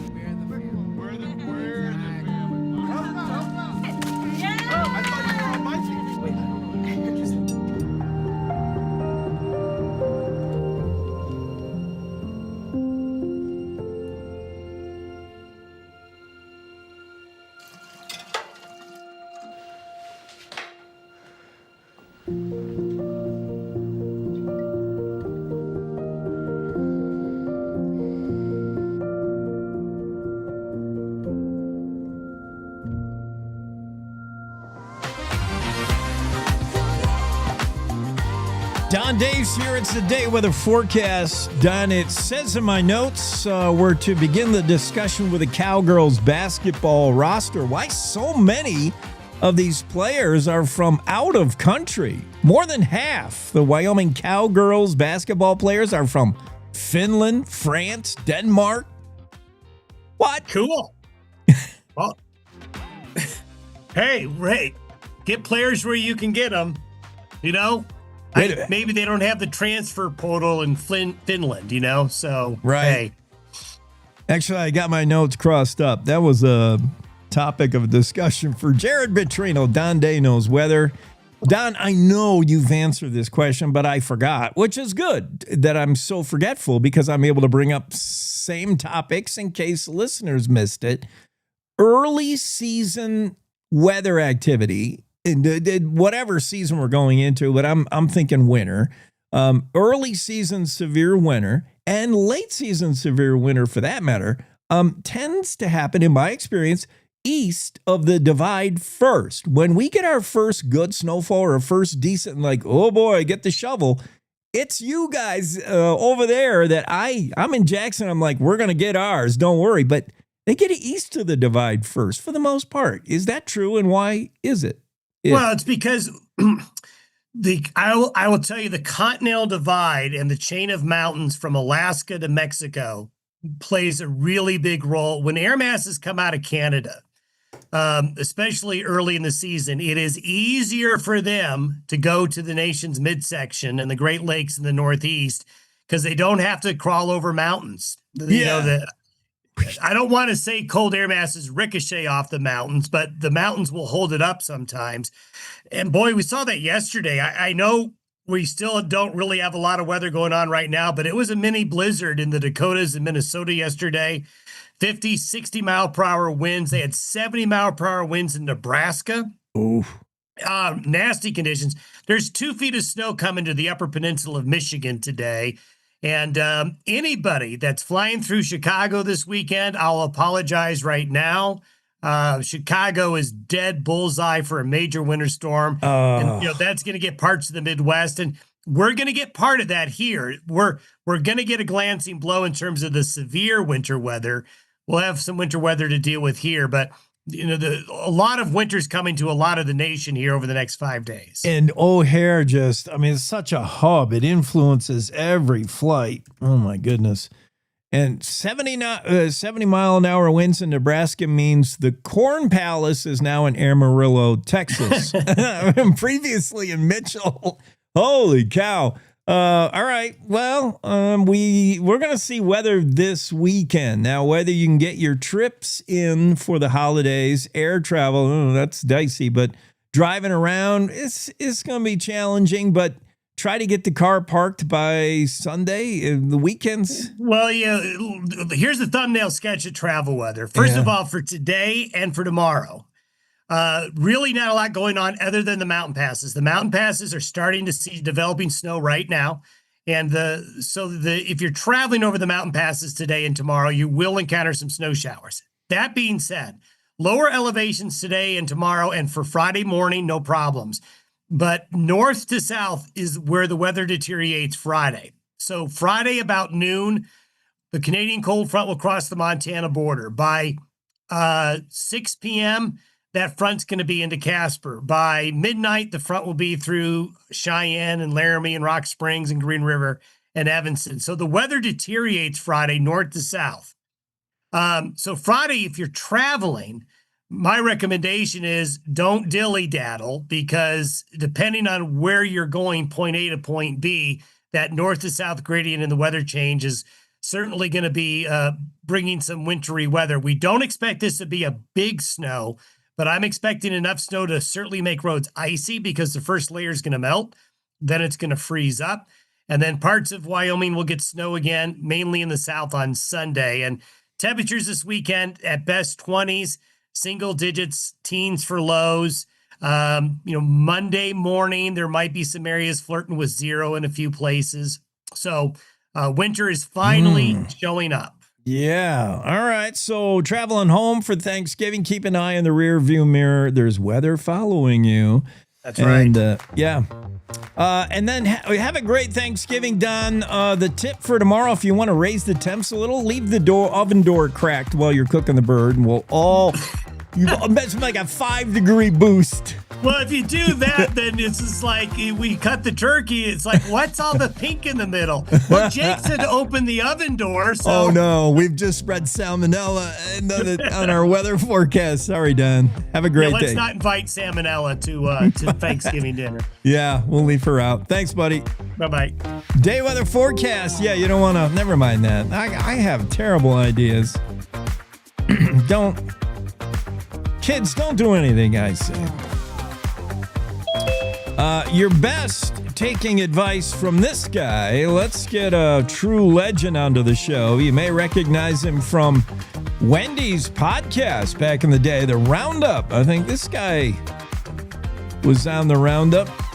Gene is here. Gene Bryan, born and bred in Wyoming, except for a brief stint of madness in Idaho.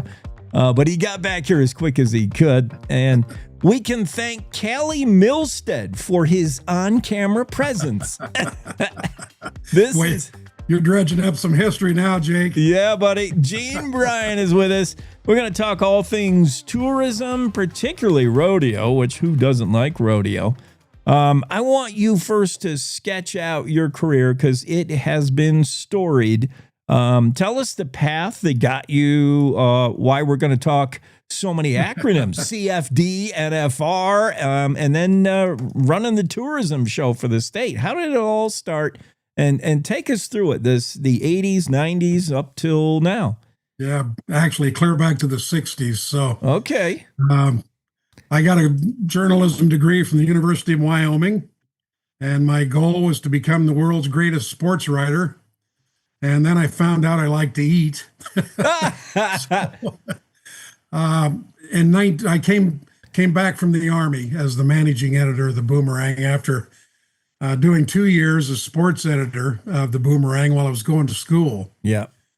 And then the legislature authorized a fourth position at the Wyoming Travel Commission. It was under the directorship of Frankie Norris Jr. at that time. Tony Bevanetto was on the staff, and Jim Simon was the assistant director. So I applied, fortunately got the job. So I spent 7 years as the first news and information director.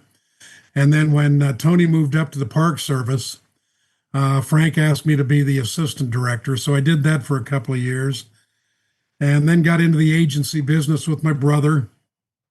That led to being asked to come on board as the executive director at Cheyenne Frontier Days, and spent 10 years in rodeo marketing at the CFD, and then the first 3 years of the National Finals Rodeo out in Las Vegas. And then got the opportunity to come back as the state travel director in 1988. Kiddingly said, I've said all along, got back just in time to try to burn Yellowstone down. Oh, man. I want to talk about timing. My goodness. This guy's handed the reins. Go ahead, promote Wyoming. Oh, and a lot of it just burned down. I mean, dang. But holy cow, 1989. We're going to talk about that. We're getting ahead of ourselves, though, with Gene Bryan. Let's talk about, let's go back to the CFD days. Cheyenne Frontier Days director back, not in the early days. My goodness, we've been rodeoing the greatest Daddy of them all. Has been going on a long, long time. What do you make of it today? Wow. Where you see it's at? Did you ever imagine? No. Wow. When I came on board, I think our budget was right at $1 million. We topped the $1 million mark, and we thought, this is as big as we'll ever get. Yeah. Well, little did we know. But we started the sponsorship program while I was there, and didn't really know if it would take off, but it has. And they've got a full-time staff member now that's all Jim Wilson does is take care of the sponsors. And they've got a waiting list as long as my arm waiting to get on board. I'm excited to see what they're doing down there with the whole timed event area, the new massive Indian village that comes on board next year. Yeah.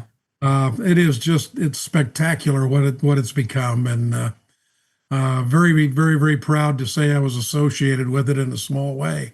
Yeah.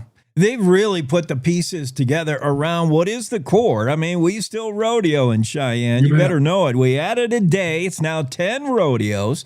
It's always been a place, a major rodeo with good payouts where PRCA cowboys and cowgirls wanted to come. We've attracted them for a long time. But is it different for a rodeo to attract then the tourist, especially those who maybe aren't? They need a rodeo 101 lesson. I mean, you got to cater to contestants. You got to say, come here, big money. This is where everybody's going to be this week. And then you also got to put fannies in the seat and say, this is rodeo. This is how we rodeo in Wyoming. It's interesting marketing. Oh, absolutely. And the Front Range of Colorado has been the bell cow. I mean, that's where it begins and ends. I mean, the Cheyenne folks, we've always kiddingly said you either love it or hate it. There is no in between. But the Front Range of Colorado, with the growth that we've witnessed there, has really stood the test of time. But Frontier Days has also gotten involved in the motor coach market, the international market.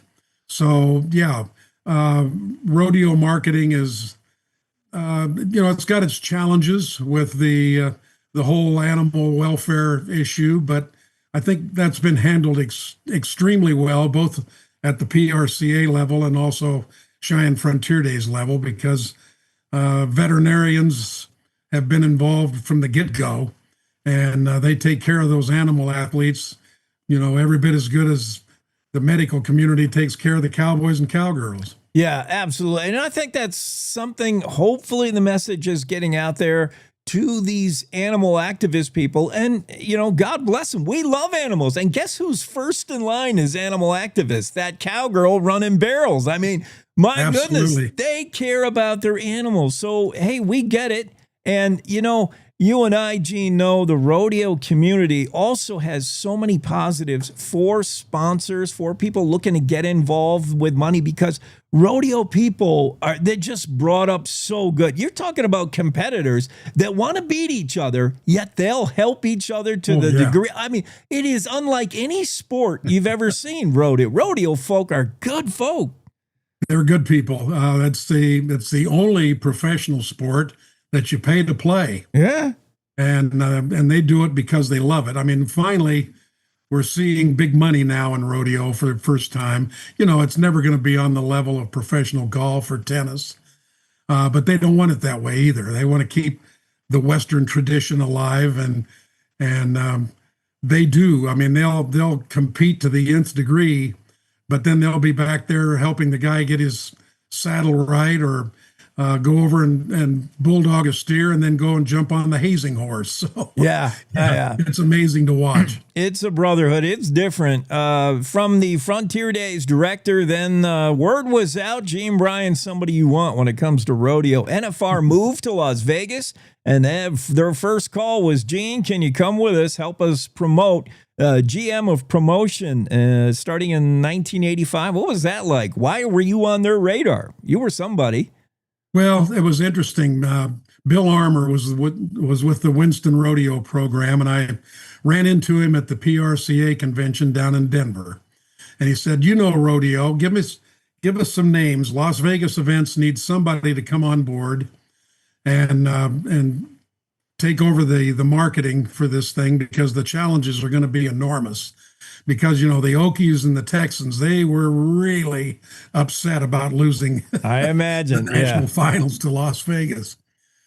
And so I gave them a couple of names, and then about 2 weeks later, I get a call back from Bill, and they said, we keep hearing that the name that you really want is Gene Bryan.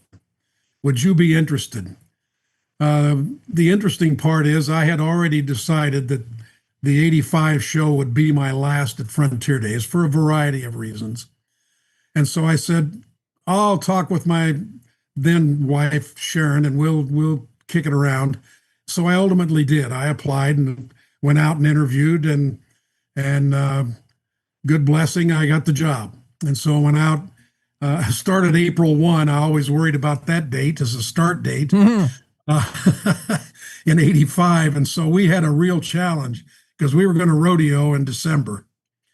But the Frontier Days experience really paid off. Yeah. With all of the things that, that have to go into producing a rodeo, to marketing a rodeo. And so those first 3 years, it was interesting to watch. Las Vegas knew they wanted the event. They had no clue what they were getting in the event. But about Sunday afternoon, I think the light went on with the hoteliers and casino owners. We've got a tiger by the tail. And by the time I left in 1987, we were playing to sellout audiences for the first time. And now you see where it is 40 years later. I can't believe that. Yeah. and what it's done for the professional sports community in Las Vegas. My goodness sakes. Yeah. You know, you've got the NFL, you've got the National Hockey League, Formula One racing. The NBA is coming. Yeah. Major League Baseball there in 2 years. And that all started because of the National Finals Rodeo. Apparently, there's a few night shows in Vegas and some gambling tables, but rodeo started it all. That put Las Vegas on the map, I think. And It did as far as professional sports are concerned, absolutely. Yeah, and Gene Bryan had a hand in that. So, in danger of being typecast just a rodeo guy after taking Cheyenne Frontier Days to where it is, you can see it today, and then moving to NFR. I mean, you went as high as you can go in rodeo, CFD, NFR. There's no upper steps. So you come back home to Wyoming, 1988. You accept the job, director of Wyoming Travel Commission, as you said, just in time for the devastating Yellowstone fires, which, I mean, they didn't turn out to be a godsend, but you were able to parlay that into visitation. Tell me how it was like to take over at that time. And then by 1989, a year later, tourism suddenly, we were calling it our number 2 industry and pushing number 1 energy hard. Yeah, that was one, you know, as I look back over the years, I think that ability to put together a public-private partnership to tell the Yellowstone story in 1980, you know, the rest of 88 and early 1989 was probably my proudest moment in terms of what we were able to accomplish. And traditionally, over the years, Wyoming tourism has really had the support of both the legislative and executive branches. Governor Sullivan jumped right in feet first. The legislature, even though this was a tough time financially in Wyoming, they gave us extra money. We got marketing money from the National Park Service for the first and only time, to my recollection, that they've ever put marketing money in. But all 3 states, tour companies, the Park County Travel Commission, we put together a great team. And boy, when we came into that 1989 travel season, there was a lot of breath holding on what was going to happen. Yeah. Because the early reservations were pretty soft, but then when it was all said and done, they set records in 1989, and we thought, okay, probably the surrounding states, maybe California is the leaders. It was really interesting. California, in fact, was number 1, but they have been domestically. But the number 2 visitation, West Germany. Oh, wow. Yeah. So we got the story told globally, and that was one of the important things, is that, you know, the perception was that it was gone and that not only Yellowstone, but maybe all of Wyoming had burned up in 1988. And so to be able to get that story told, not just domestically, but internationally, that was phenomenal, really. It was a great success story. We're talking to Gene Bryan, who took over the helm as Wyoming Travel Commission Director in 1988, the year of the Yellowstone fires. What I remember of it, Gene, vaguely, is all the positive that came out of it. And that was, you know, I hesitate to call it a spin. Spin has such a negative connotation, but the message out of Wyoming was repeatedly not, oh, woe is us, the fire. I saw stories about, you know, fire, the benefits of fire to the ecosystem. I mean, it was all positive. We saved Old Faithful. There's positive to see. No, everything's not burned down. The park's open for business. This was the message in the late 80s. Yes, and I think the one thing that we did 2 things right. We were honest to a fault. We didn't try to cover it up because it was the front page of every newspaper and every lead story on national television for months. And one of the things that we decided right from the get-go is we've got to tell this story, and we got to tell it visually. Yeah. So one of the first things I did was to hire my successor, Randy Wagner, and get him on his way to the park to start photographing what was going on. And that was one of the best things we did, because we had the photos, we had the video, we had whatever we needed to tell that story. Oh man! And one photo of firefighters throwing water on Old Faithful, and I'm like, oh man! All of a sudden, I am in. I'm like, when do I book my flight? Like, oh yeah. It was really that was the best thing we did, is that we were totally honest. We didn't try to hide the fact, because, and to the credit of the media, as you know, big stories, it's in and out because there's always something else happening. Yeah. But to the very credit of the media, they followed up. National Geographic did a full issue on the fire a year later. Yeah. The TV stations came back in and showed what was going on, showing the regrowth. National newspapers. I mean, that was one of the nice things. To the credit of the media, they followed up on that story, because the one thing we did learn, Yellowstone wasn't Wyoming's national park. It wasn't the 3 states' national park. It was the world's national park. And everybody was interested in what was going on there. Good point, Gene Bryan. Yeah, when the smoke cleared, literally, there were positive stories to come out. One last thing, Gene, I want to ask you about the typical tourist today, the demographics. Have we seen it change? Is it a positive change? Back in your career, it was the mom and pop station wagon vacation from neighboring states. Now it is international tourism. I mean, busloads of Chinese, German, is it changed? How do you cater to that? And can marketing influence? Do you point your marketing at certain segments of the population to attract certain demographics, or you just let it come? How do you navigate today's tourist? Who is today's tourist? Well, I think word of mouth is still the number one. People going home and telling their story about Wyoming. Yeah. But one of the things that I've noticed, I follow it still, is the change in message delivery. Yeah. We probably had 7 different ways of getting the message out when I was there. Diane Schober just retired as the greatest travel director Wyoming ever had. Mm-hmm. She probably had up to 55 different platforms that she had to negotiate and manage. The message has changed in terms of how you deliver it, but it's still a message that Wyoming is a natural wonder. You know, you've got the first national park, first national forest, first national monument, first dude ranch. It's never going to be Disneyland, and nor do you want it to be.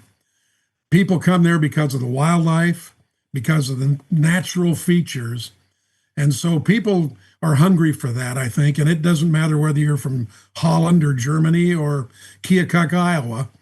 They want to see Yellowstone. They want to see the Tetons, see Devil's Tower, see Wyoming's magnificent wildlife. You know, I've got more wildlife in the lower 48 than anywhere else in the world. Yeah. And so it's just amazing that resource is still there, and it's still being told, only in a different way. Yes, that's a really good point, Gene. The messenger has changed. The utilization of social media, hashtag, I mean, it's all different, but the message remains the same. Don't reinvent the wheel. Wyoming's got what people want, and that's this authenticity of this nature, this stuff that you can't find anywhere in the world, really. Yeah, exactly. Really, that message has always been true. And one of these days, tourism is going to mean more to the state, perhaps, than energy extraction. You watch. I mean, people come to Wyoming not to watch an oil derrick. They come to see an elk, man, or a bear or a wolf or something. I think the message that Frank Norris really got through is that we'll never be, at that time, we're never going to be the number one industry, but the thing that about tourism is it's usually recession proof. And when things get tough in the energy industry or ag, tourism has been there. It's been the steady influence on the Wyoming economy. I never thought about that. You talk about a state that's boom bust. Who has carried us through the bust tour? Good point. It's always been there. The tourists come, they visit, they spend their money, and they go home. We don't have to care for them on welfare rolls or teach their kids. And it's just a good, clean industry. Gene, have a great Thanksgiving. Thanks for coming on. Thank you. Happy Thanksgiving to you and your followers. Yes. And congratulations on what you guys have accomplished. It's amazing. Hey, we're digging in. We're just, yeah. All right. Give Jimmy Orr my best. I will. Way back. I will. All right. Gene Bryan on the show, Cowboy State Daily. We got to take a quick break. We'll be back with more right after these words. News happens at any time, any place. That's why at Cowboy State Daily, we're dedicated to the stories that matter, with reporters stretching from your hometown across Wyoming and beyond. It doesn't matter if it's happening in Yellowstone, the capital in Cheyenne, or the most remote slice of Wyoming. With over 150 years of combined journalism excellence, if it affects Wyoming, it affects you, and we've got it covered. Upstream from the herd, we're Cowboy State Daily. You're listening to the Cowboy State Daily Radio Network. Sometimes fatherhood I'm the first Viking who wouldn't kill a dragon. can feel like an epic battle. But you will. But you can change your kid's world just by being there. And with a little help, you won't believe how high they can soar. All right, bud, you ready? I'm proud to call you my son. Come on! Never stop being a dad. To learn more, visit fathersincorporated.com. Logan Wilson here at the M Building in Casper, Wyoming. They do more than just support businesses and private events. They support nonprofits by offering reduced rates to help the community thrive. The staff here at the M Building have been incredible in helping me organize a fantastic event. They are great partners for those who want to make a positive impact on the community. Come check out the M for your next event.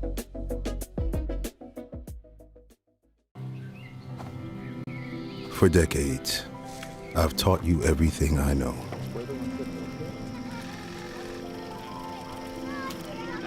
How to safely build a fire.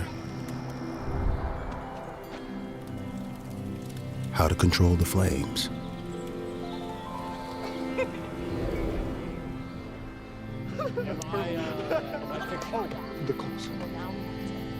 What to do with hot coals. How to secure your chains.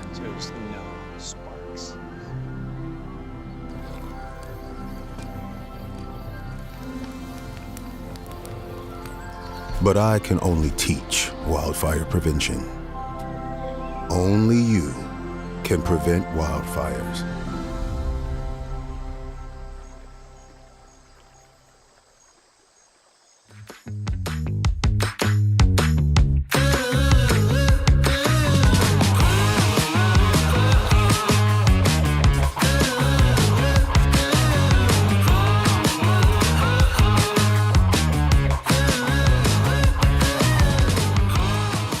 Still moving our way through stories of the day. There are several that are very interesting to me and our readers, judging from the response. A lot of stories in the Cowboy State Daily we're going to hit on as we move forward in the show. But I'm going to take this chance, this opportunity to drop in with this day in history. What do you think? November 26th. It was this day in 1863 that we got to Thanksgiving. Yeah, President Abraham Lincoln proclaiming November 26th as a National Thanksgiving Day to be celebrated annually on the final Thursday of November. Since 1941, that has shifted slightly to the fourth Thursday of November, but either way, we have Thanksgiving, and we will have it tomorrow.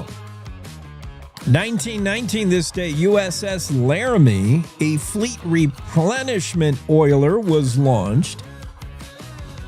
I love when you have ships named, the Wyoming, USS Wyoming. Historic, USS Laramie. Represent Cowboy State. 1926, this day, Utah's John Browning died. Browning, you'll recognize the last name, is Well, one of the most successful firearms designer of all time, the Browning rifles. This guy was ahead of his time when it comes to firearms. John Browning died on this day, 1926. 1934, Charles Richardson, publisher of the Rock Springs Daily Rocket Miner, from 1974 to 2005, was born on this day in Newcastle, Wyoming. Charles Richardson, longtime newspaper guy and publisher of the Rocket Miner in Rock Springs. We love that paper. He took them through the 70s, 80s, 90s, and half the aughts. And he was born on this day, 1934. Happy birthday, Mr. Richardson. 1942, the town of Lusk announced they will forego Christmas lights in accordance with a request from the War Production Board. 1942. Don't know if that, I'm speculating why you would not put up Christmas lights in World War II, 1942. Is that blackout restrictions, or is that just the energy consumption of light? I mean, lights don't take up a lot of electricity. That's not a huge draw on electricity. I know everything was rationed in World War II, right? Fuel ration, leather ration, metal, everything. There was rationing in World War II to the nth degree. We were all asked as Americans to curtail or just stop doing certain things, buying certain things, etc. And Lusk, not exactly the hugest city, if there was World War II worries that perhaps Japanese would bomb us with their balloons. They had like weather balloons that dropped incendiary devices. And if it was a fear of pilots being able to spot bombing options because of Christmas, I even find that hard to believe. Lusk, Wyoming? I got a news for you, Lusk, Wyoming, 1942. The Japanese are not interested in wasting bombs on you. And announcing you're going to turn out your Christmas lights didn't exactly elicit a breath of relief. Like, well, I'm glad Lusk is going to go dark. Thank goodness. If the Zeros were coming for Wyoming, they're probably going to drop bombs in Cheyenne, maybe Jackson, who deserves it more than Jackson. Maybe Casper. Lusk, I think you're safe. I don't know. Does anybody know? Reach out. Get me on the blower, as Archie Bunker would say. Get on the blower. Give me a text, 307-999-TALK. Do you know? 307-999-TALK. This day, 1942, the town of Lusk says, okay, we will comply with a request from the War Production Board to forego outdoor Christmas lights. Was that blackout restrictions, like the idea we would go dark so as to be less spottable in bombing? Or was that more of everything in production during World War II was tough? Like, we didn't want to waste energy on Christmas lights. We didn't want to. I don't understand how that factors into history. But, that's my ignorance. 307-999-TALK if you know. Shoot me a text. Former Governor Frank Lucas died this day in Buffalo, Wyoming. He had been Wyoming's Secretary of State through the 20s, 1923 to 1927. He was then later governor. And in 1925, after the death of Governor Ross, he left office in 1927, spent the rest of his life as editor and publisher of the Buffalo Bulletin. Former Governor Frank Lewis died this day in Buffalo, 1948. 1984, Big Nose George Parrott. His remains were handed over to the Carbon County Museum. We read all about Big Nose George in the Cowboy State Daily. Lots of articles regarding that famous outlaw. 2004 Snake River Ranch added to the National Registry of Historic Places. All these things happen on this day, November 26th. Let's see what's going on. Well, we don't have time for rodeo. Never mind. Normally I do rodeo after this day, but we're running out of time. We're not going to be able to do that. So, pivot. Andrew Rossi was going to be with us. I'm not sure where Andrew is. I want to talk about stories about airline travel.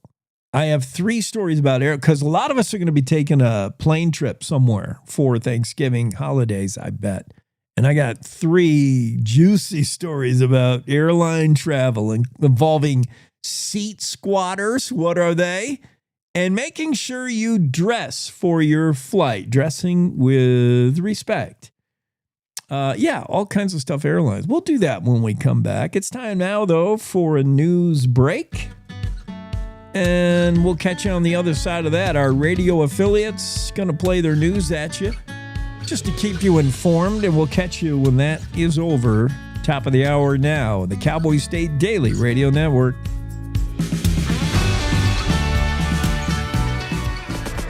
It's time to take a look at what's happening around Wyoming. From the Cowboy State Daily News Center, I'm Mac Watson. DNA has confirmed the remains found in a rural area near Gering, Nebraska last month are Chance Engelbert. Cowboy State Daily's Jen Coker reports that the family still has questions about how their son died. It wasn't confirmed by the Scottsbluff County Attorney's Office until Tuesday, late in the afternoon. The Scottsbluff County Attorney's Office has not officially released the cause of death. That is the next step. The 25-year-old Engelbert disappeared over the 4th of July holiday weekend in 2019 on a visit from Wyoming to Gering, Nebraska, to visit the family of his wife, Bailey, and their infant son. The Florida trucker arrested by a Wyoming Highway Patrol trooper Thursday near Rawlins could face life in prison on an attempted murder charge during a road rage incident. Cowboy State Daily's Claire McFarland breaks down what Rabindranath Bunzi is charged with. This is a really interesting investigation because the alleged victim and the defendant have completely different stories. The dad driving the pickup truck is like, I was just trying to pass him, and he had driven my wife off the road, and he fired at our truck, and my toddler was inside it. Whereas the trucker, the defendant, is saying, no, they drove me off the road, and I took 20 minutes to collect myself. He did say that he hadn't fired the gun, though, which the physical evidence would dispute. Court documents reveal that Bunzi lives in Florida and works as a commercial truck driver. He's in custody in the Carbon County Detention Center on a $100,000 cash-only bond. I'll be back with more news from the Cowboy State Daily News Center right after this. This Thanksgiving, many of our homeless neighbors will come to us hungry, cold, and in need of hope. Wyoming Rescue Mission offers a lifeline. For just $2.58, you can do more than fill a plate. It's not just food you're giving, it's the first step toward recovery, job training, and a brighter future. With your help, we can change lives, one meal at a time. This season, let's serve up hope. Please donate today at wyomission.org. That's WYO mission.org. Cowboy State Daily News continues now. A woman caught on video earlier this year harassing a baby wombat in Australia is in trouble again, but this time it's in Wyoming. Cowboy State Daily's Mark Hines reports that Samantha Strable faces multiple charges, claiming that she lied about her residency to get hunting tags in Wyoming. Earlier this year, we published a story about an influencer, or at least at the time was, or at least claimed to be from Pinedale. The game wardens and prosecutors are claiming that she has been absent from Wyoming long enough to no longer be a resident here, but she applied last year and this year, she applied for numerous hunting tags as a resident. It's technically illegal hunting. You can't claim to be a resident if you're not. Strable was booked into the Sublette County Jail on November 21st and released on her own recognizance that same day, according to an order filed in Pinedale Circuit Court. She faces 8 misdemeanor charges. A Gillette woman is facing up to 10 years in prison on claims her brother-in-law's 2-year-old son was severely scalded and badly bruised while in her care. Cowboy State Daily's Claire McFarland reports that 24-year-old Rihanna Sam's attorney says there's more to the story and the woman is being villainized. Her attorney's saying there's more to the story. An evidentiary affidavit, while useful for reporting the basic framework underpinning the charges, is really investigators compiling just what they need, sometimes more, but often just what they need to establish probable cause. In the case of a felony, to vault the case to the felony level court. And so the defense attorney here is saying, hey, there's more to this story. The public is just going off of the bare bones, and we look forward to blasting the rest open in court. Sams is out of jail on a surety bond and is scheduled to attend a January 23rd preliminary hearing in Gillette Circuit Court and is facing 1 count of felony child abuse and up to 10 years in prison.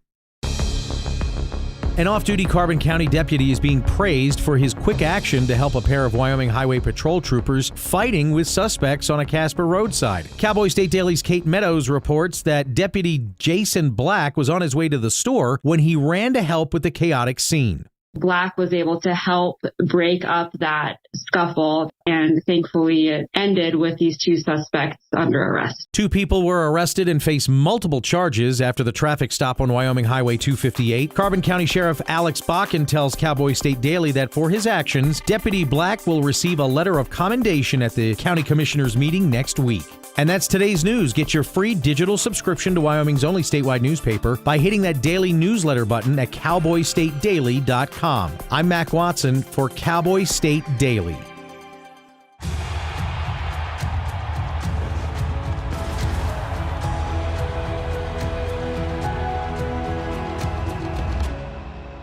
Breathe. Love what you do and you've already won, my parents used to say. My parents whose smiles were my first finish line, who championed respect, whose resilience built mine. Even more than I wanted a gold medal, I wanted a heart of gold, like the mentors who were my balance beams, refusing to let me down, and the coaches who spoke out to anything out of bounds, heroes who never stood on podiums, but stood up for me. Every shot I made, give the assist to those who since my youth were referees, ready to blow the whistle and end abuse.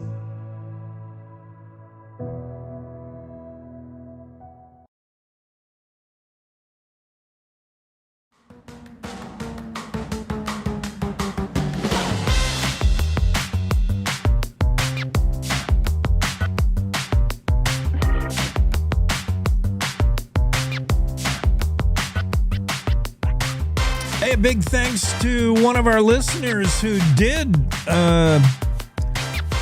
share with me the truth around Lusk, Wyoming. I had no idea this was such a story. One of our listeners grokked it, which is like the smart way to chat GPT things. It's to know completely. It's been grokked. And yes, the story is true and well documented, which makes me feel dumb that I didn't know it. I feel left out. Well documented. I wondered doing this day in history why the town of Lusk on this day went lights out with their Christmas lights in compliance with the War Department, the War Production Department, the Office of Civilian Defense. Even though Lusk is pretty tiny and there were nationwide wartime blackouts or dim-out regulations concerning United States effort in World War II and the potential that certain cities in the United States could be targeted by pilots.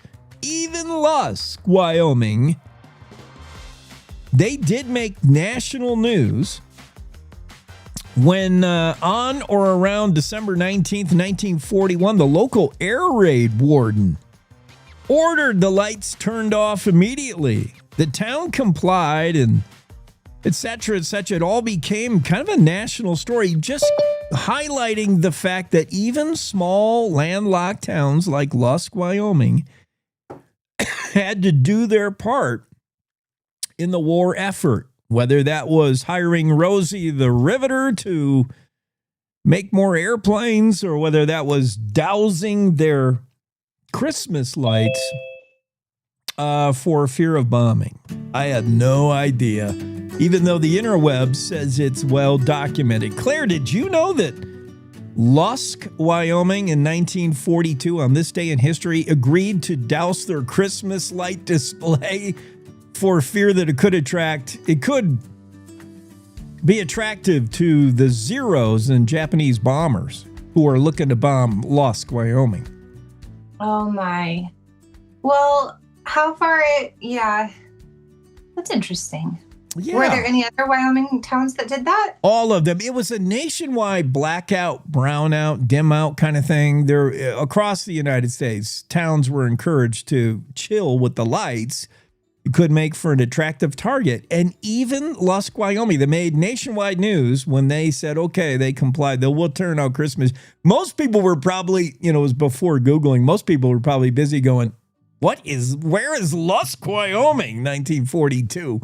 And how bright are their Christmas lights? I mean, is it like Wade's house in Evanston? What? It's weird. Wade house is the most fascinating Wyoming viral phenomenon. Yeah. I've been on it since day one. I joined the Evanston Facebook page. I've been telling everybody, and everyone I talk to about Wade's lights, they're like, what?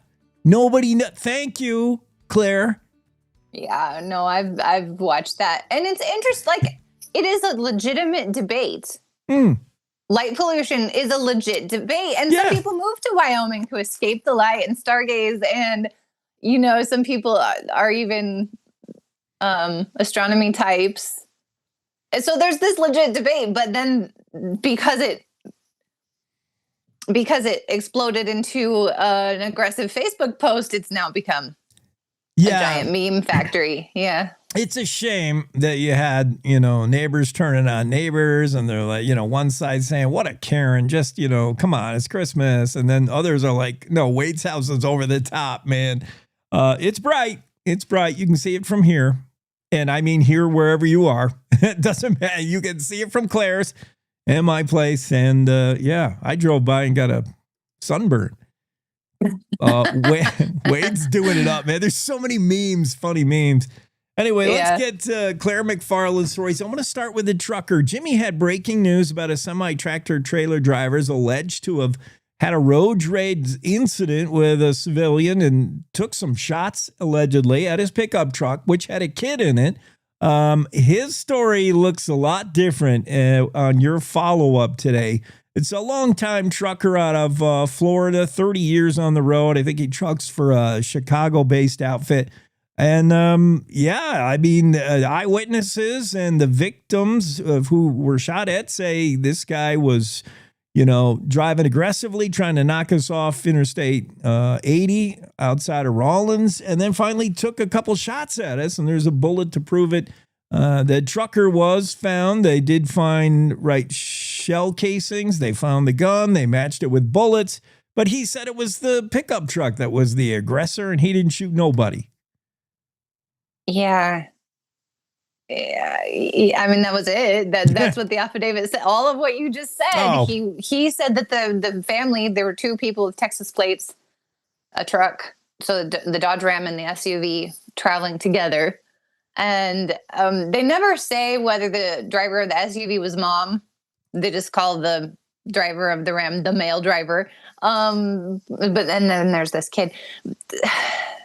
Yeah, the commercial truck driver was like, this gun's only in here because I've been to the range, and these people drove me off the road, and I had to collect myself for 20 minutes. And he stuck to that story. And they even brought in a DCI agent to question him, and he still was like, no, I was targeted here. And so, the physical evidence of a bullet hole in the truck would seem to dispute at least a portion of what he's saying. But as always, you never know until you get to trial or get a statement at a change of plea hearing. Somehow a bullet made its way out of his gun that was found in his tractor trailer cab. The physical evidence would indicate. Dash cam, I don't know. I was talking with Frank Groth whether that'd be useful, because obviously a dash cam in these tractor trailers probably pointed outward right at the road. They can be useful though. Yeah. Because you can see, and A especially reflection, or you could see something, maybe. you can see his maneuvers, whether he even went off the road, for example. Okay, yeah. Yeah. I like that. Well, these stories seem so far apart between truck driver and somebody who's got a bullet hole in their pickup truck. The stories also kind of far apart, but it's interesting. I immediately wanted, I draw conclusions in the first paragraph of your stories, and I've already pronounced my verdict, but boy, I'm wondering on this. A Gillette doctor reporting a toddler severely scalded, bruised in the babysitter's care. The babysitter's lawyer says, hang on, there's more to this than you know, and my client's being really dragged through the mud. It's a 2-year-old that suffered what kind of injuries, and what do we know about it for sure? Severe burns, blistering on the table in the ER room. A lashing mark, according to the investigator, on his back. Bruises on his forehead and under his eyes and over his body. Again, according to the investigator's account. Does the babysitter explain the burns? I know some of the bruising. She said, my 6-year-old son got into this toy sword fight with him. That might account for some of the bruising. What about where the burns come from? Yeah, and I'm looking up our child abuse statute because there's some stuff in here to where if a child is injured in your care, you can still be held criminally liable. So it's not necessarily you did this. You don't necessarily have to do this. Yeah. So I'll find that. Yeah. The burns, according to the affidavit, she was saying we had this blowout. We used to call them diaper blowouts. Yeah. Yeah. The diaper blowouts. It really is like a nuclear explosion because it makes like a plume, like it mushrooms out of the diaper and up the back. And it's this. Okay. Anyway. I'm going to have to adjust your audio. Oof. Yes. I've cleaned up enough. Yeah. Sorry. Cleaned up enough of those. But Gracie, if you're listening, that includes you. My little sister. Oh, nice. So she's saying he had a blowout, and then I plunked him in the bath. I went downstairs to do something. I come back and he's in burning water. That was kind of her account, whereas the 6-year-old, her son is alleged to have said, well, I saw her hosing him with the shower head. We don't know yet. We don't ever know. Well, we don't ever know, but I will find you that statute. Yeah, so it would be 6-2 probably. Go on. Well, look at you coming up with a whole Rihanna Sams, who we're talking about, 24-year-old. Yes, the 2-year-old in her care as the babysitter. Whether she potentially caused scalding or whether she just, I think on video, there's video in the home. There's surveillance cameras. And I think on the cameras, Rihanna is seen being upset. And, I can't say I've been there, but I totally get it. The kid has this blowout and you're like, oh, man, that's go clean yourself up. And the go is the 2-year-old is 2 and gets into a scalding hot bath that could burn the kid, allegedly. I found it interesting. Rihanna's story, she's told twice now, and has not changed, and it's somewhat verified by your 6-year-old son. So I don't know. I want to see really what comes of this Gillette Circuit Court case.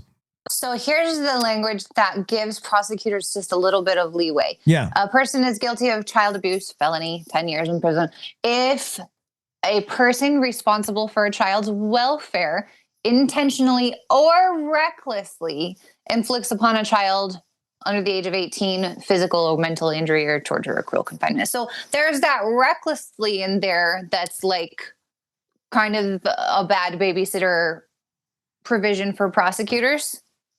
Recklessly seems way more, I don't know, it's not the right word. Recklessly seems more aggressive than negligent. Boy, that seems specific. Well, yeah, no, negligent isn't in the language. So intentionally is like, I did this to this child. Recklessly can be like, I did something and then a thing happened to a child, know? Yeah. It's a maximum 10 years either way. Obviously, judges can look at the difference between the two words when they go to sentence you, but that maximum is still there, whether you were intentional or reckless. So that's the more words you add, the more prosecutors have to play with. Got it. Claire McFarland's third in the trifecta of stories that just don't jive, he said, she said, is the Evanston man who was arguing with his dad kind of all day. They go to bed, and at 4 a.m, somebody's trying to get into his bedroom, and 3 shots into dad, allegedly. He's dead. He says, I didn't know who it was, an intruder breaking into my room. Something doesn't jive.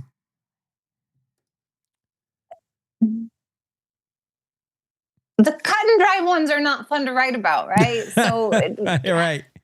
Or read about. People, as tough as Wyoming is on defense attorneys and people accused of crimes or people convicted of crimes, as tough and hard-nosed as we are, we enjoy a good constitutional or both sidism or personal liberties discussion where appropriate. And so, yeah, this one, Mac was asking like all about self-defense law. Like he was like, anyway, Mac was fun. He needed to get to the bottom of which self-defense laws would apply if this were self-defense. So the defendant, whose name has escaped me because everything goes out the hatch as soon as I hit send. Same. Ethan Grasse yeah.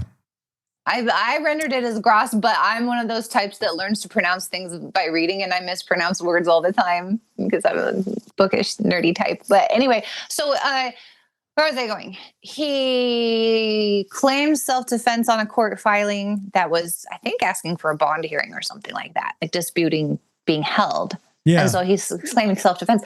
If his attorney sees some, and him together, see some merit to that argument, what they can do is call for a Johns hearing, which is a hearing that Wyoming has devised to honor its stand your ground law. Stand your ground says you don't have a duty to retreat. If you're someplace you're lawfully allowed to be when you're attacked, your bedroom, you have a lawful right to be there.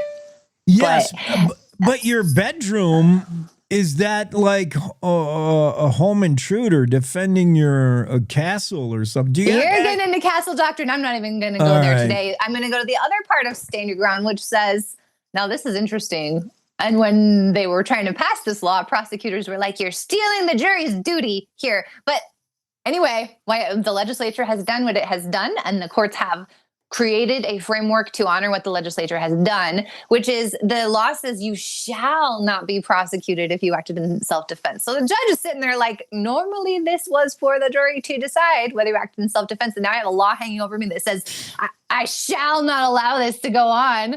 And so they've devised this thing called a Johns hearing where you can argue that you acted in self-defense and the state can argue back that you didn't. The court holds you to a lighter standard and the state to a harder standard. And then if you still win, then you are off the hook. We're talking about Ethan, the 23-year-old who shot allegedly Michael, the 49-year-old dad. I guess that part isn't alleged. He said, yeah, I shot him with a .22 caliber. They found the gun. 3 shots fired. So I'm wondering about how much you feel like you were just surprised by an unknown intruder. I mean, you pop off 3 shots from a .22. They have to be well placed to cause death, in my opinion. But I'll be interested to see how this case comes out. Always good stuff from Claire. Thank you. All right. One of these days, I want to talk about that librarian. I want to talk about those 2 bow and arrow guys and Big Piney. There's so much to discuss, Claire, but so little time.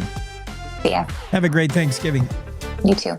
Cowboy State Daily Show with Jake. We'll be right back. We're all just trying to keep things running for those who rely on us. That's why we don't have time to be sick with the flu. We don't have time for delays. Ready! We don't have time for spills. Next. We don't have time for setbacks. Let's be real. Getting the flu shot helps you fight the flu. Get a flu shot for yourself and those around you, too.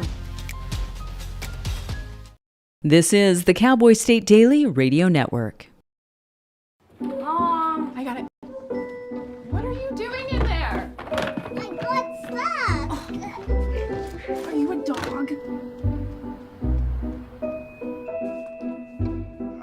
do that. Have you seen the pliers? Where'd you find those? It's not your birthday. Sorry. Bye, Grandpa. Bye, Grandpa. Take care of yourself. What are you doing? What are you looking for?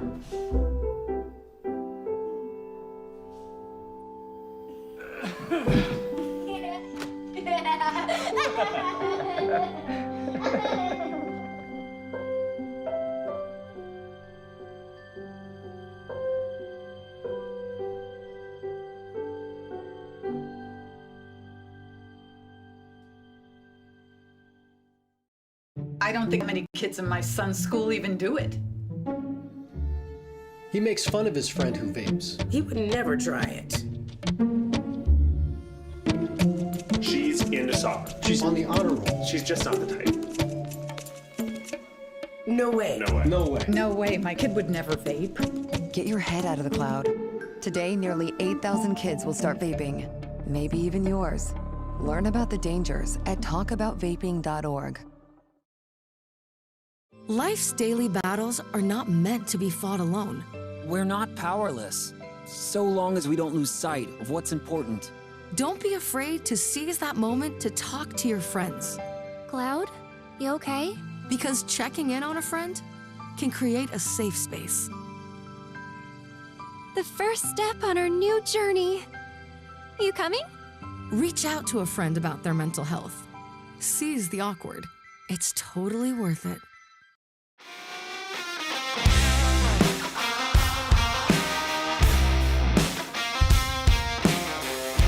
Cowboy State Daily Show rolling along on a Wednesday. Bridger Pierce is here. He's up there with that outfit, Warm Springs. I love what you guys are doing, Bridger. You and your dad, and Warm Springs, so cool. It's I don't know, what do you call? Is it? Can you interchange film and video? Pretty much. Are you film production, video production? It's the whole deal. Yeah, I think we hear everything. It feels like when nowadays so many people like us are trying to do so many different things, whether it's television or trying to think of other ways to be innovative in the industry, that, yeah, it's all interchangeable in some ways now. I want to talk about what it's like today to not only create the project in your mind, map it out, get it financed. Oh my goodness. And then the distribution. There's never been more places to put your production. So anyway, Bridger, we're talking about Saving Yellowstone, this new 4-part docu-series. It's pretty cool. I want to talk about Dennis Quaid's involvement, how it all came to being. It premieres on Animal Planet tonight? Yeah, tonight. So it should be 7 here in Wyoming where you are, in Montana where I am, and 9 p.m. Eastern time. So pretty big deal. Okay, now it's not the first time your outfit has done Yellowstone stuff. I think you're becoming known as this documentary production crew. Like, you guys do this really well, these docu-series that takes people inside, brings you the science of stuff, brings you an overarching view. Like, this is all about Yellowstone and how crucial it is to the greater Yellowstone ecosystem. And I think your biggest takeaway, Bridger, and you can tell us, was Yellowstone's it doesn't live in a vacuum. It is crucial and it affects everything around it. Yeah, I think that's really the heart of not only the series, but Mr. Joe Ricketts, who is the one that helped fund this series that we're producing it for. His heart in this whole thing is the reality that, millions of people every year come to Yellowstone National Park. They walk around the park, they enjoy it, they see all that. I think if we have conversations about it, it's going to be hard to find too many people who are like, yeah, we got to protect that place. Like, that's really cool. But what isn't as seen is the reality that, like, the greater Yellowstone ecosystem is way bigger than that, right? It also has Grand Teton National Forest in it. It has, I think, 5 different federal land pieces in it. It's got a little bit of tribal land and a ton of private land. And that's the amazing part. It's like these stories go well beyond and well we might, know when we got to go pay for our ticket at the border of Yellowstone National Park, right? The elk don't. Yeah. The bears don't. The squirrels don't. So even outside of there, and that's, I think, what's so cool is in the show we're documenting not only parts of the park, but also what goes on beyond it, and the people that are researching it, the people who are looking at everything around there to keep this ecosystem that is phenomenal and very unique in the world today, keeping it all intact. I'm excited to see this new docuseries. Saving Yellowstone appears on Animal Planet tonight, at least the first part. So before I see it, give us some spoiler alerts, if you will. Share that. Like, what are we going to see in here? Because I know you brought science. You got Doug Smith involved. I mean, that guy, wildlife biology. But this isn't about chasing around notorious bears necessarily. You got down into beavers, which is a keystone species. Yeah. You follow birds like you did, like Joe Ricketts. That's his thing. He likes the little details and some of the unsung heroes of the habitat of Yellowstone, right? What did you do? Yeah, What's it going to be about? Yeah, well, and that's the amazing part is, right, that again, they're all interconnected. So, the story that always hits me that people see in these episodes, just as one case in point, is the fact that, the white bark pine, a tree that's in Yellowstone ecosystem, but it has a lot of problems with it, whether it's disease, fire-related things that are going on with that thing. But that tree, I mean, that's a tree, right? Like, it's a lot of people probably have seen those trees and never even thought twice about it. But it's not only connected to that; it's connected to a bird species that uses the seeds as part of its food, and those seeds, when they get dropped, then the squirrels come and they use them during the winter. And the grizzly bears, which everybody loves, a grizzly bear and loves seeing one in nature, they go in then and use those foods as part of their food source. So, to your point, I think it's what's so amazing about what Mr. Ricketts did is that he's funded these research studies at these universities, Idaho, Wyoming, and Montana. And those people are looking into some of these things that we don't see. Now, there's also more common stories in here. In one of our episodes, we talk a little bit about wolves, which is something obviously that is much more prominent. We talk about elk a little bit throughout the show, so there are things that we hear more about, but there's also a lot of those little things that people walk by and don't think about every day. There are people studying coyotes as part of these research studies. So that's I think what is the cool part is you're going to see that science, but then you're going to see it blended with trying to sort of take that beautiful storytelling of following an animal and what they're doing throughout the whole thing and seeing their behavior and connecting that with the science and then connecting it with Doug Smith, who has turned, in our relationship with him is just amazingly smart. I mean, you spend 30 years in Yellowstone National Park studying that, you know how this place ticks, right? And then having Dennis involved too, like it's just there's a lot of elements to this show, and I think it's some really amazing storytelling about what it is, and what I love about it is, the heart of it all is that at the end of it all, you leave with kind of a like, wait a second, like this place is important. We got to do something about this. You know? I like that. I like that. This docuseries, as Bridger Pierce points out, takes us beyond, the Chevy Chase Griswold visit to, Old Faithful. Okay, we saw it blow. Let's go. Like, there's so much about this park, man. When you dig deep, you can't dig deep enough. You mentioned Dennis Quaid. Tell us about his attachment to the project. How'd it come about? I think you had it like pretty well sketched out. You had it financed, but you said, man, to really sell it, we need somebody to sell it. Somebody with some name cachet, but they had to have a commitment to it for reals. And how did Dennis Quaid get on board? Yeah, I think that's the key. That's exactly the key, right? Is that for all these projects, what helps is to have a recognizable face in them that, people are going to be drawn to when they click on it on their streaming app or see it on TV tonight on the TV guide. But we also, we didn't want somebody who we didn't feel like didn't have some connection to this mission. And as is very well known, Dennis for many, many years had a place in Montana. He raised several of his kids here. It was in the greater Yellowstone ecosystem.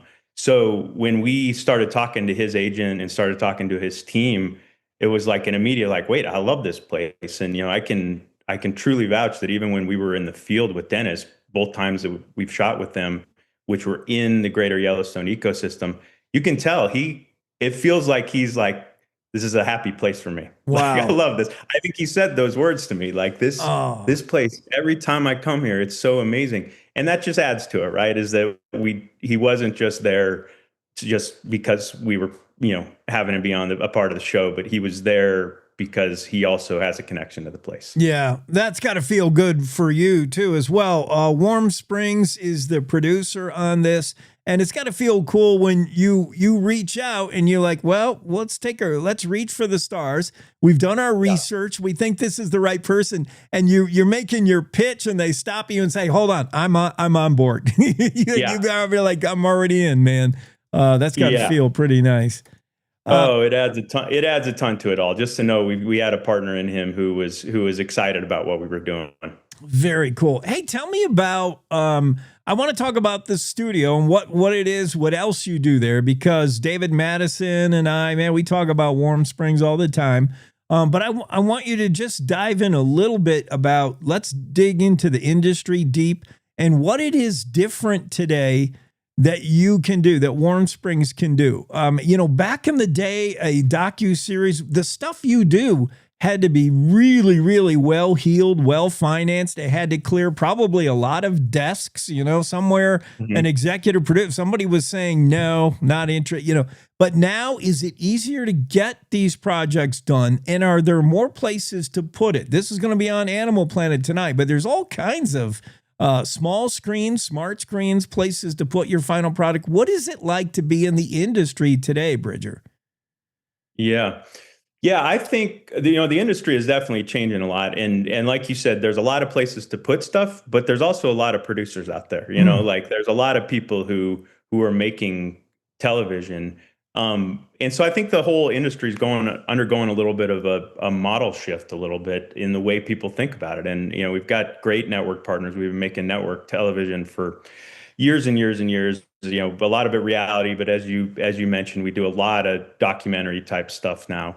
And so the model for doing that is changing a little bit, is like how the funding comes in, whether, the network's going to directly pay for it, or whether, we're taking some stakes in ownership on some stuff, or working with somebody, in this case, like the Ricketts Conservation Foundation, which hired us to make this thing as sort of an outsized funder. And then we take it to the network, and they're looking to license stuff. And so there's a lot of opportunity.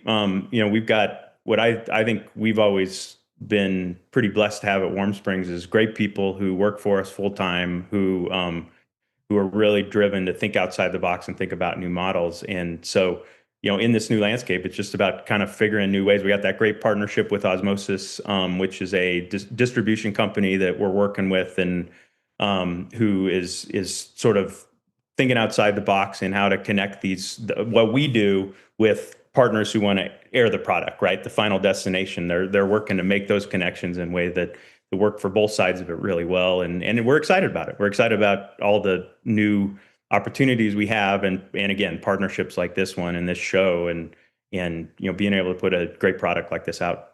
The latest to come out of the production studios up there in Montana, Warm Springs, is this new Saving Yellowstone docu-series. You'll see it premiere tonight on Animal Planet. Bridger Pierce is with us. Bridger, take us into the studio.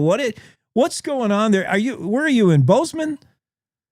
I'm in Bozeman right now, but actually our main office is up in Missoula. So that's where our main office is. But with the Thanksgiving holiday, I'm down visiting family in the Bozeman area. So. Okay. Well, take us in. Like, what is the day to day for you, for Mark, for your dad? Like, what do you other stuff you're working on? How does it come to you? What are you busy doing most of the time? Yeah, so we do everything. Like I think that's something I'm pretty proud of, is that kind of from beginning, we got a team right now coming up with ideas for the next great project. And then we got a team that, prepares everything to shoot the project. And then a team that edits everything from beginning to end. What you see on air, we've touched and we've been a part of. And so I'm really proud of that. And yeah, we got a lot of other cool things coming out. We got actually a new project on on ABC that's going to be coming out in December with Kevin Costner, kind of around the first Christmas and Mary and Joseph and everything else. And a lot of other unique partnerships. We're working on some stuff with several other groups now. History Channel, we've had a long, good relationship with and still continuing to do some stuff with them. We got a project on Discovery. So yeah, a lot of amazing stuff. And we're always trying to come up with a great new idea.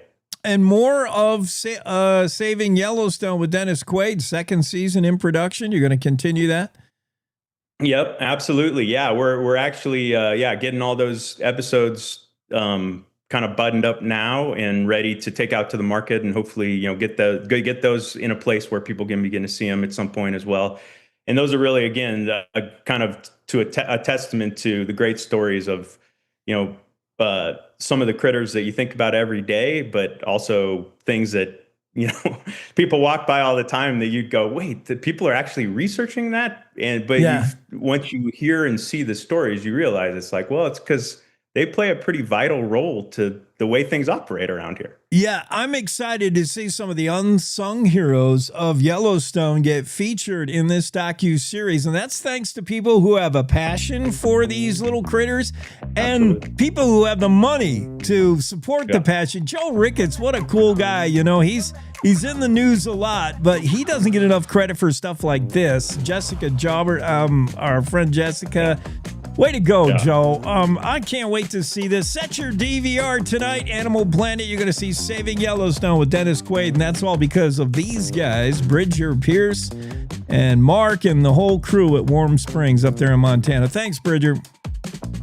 All right. Thanks, Jake. Have a great Thanksgiving. We got to take a break. I'll get right back in here with Jared Petrino. We're going to talk UW sports after this. Winter is here.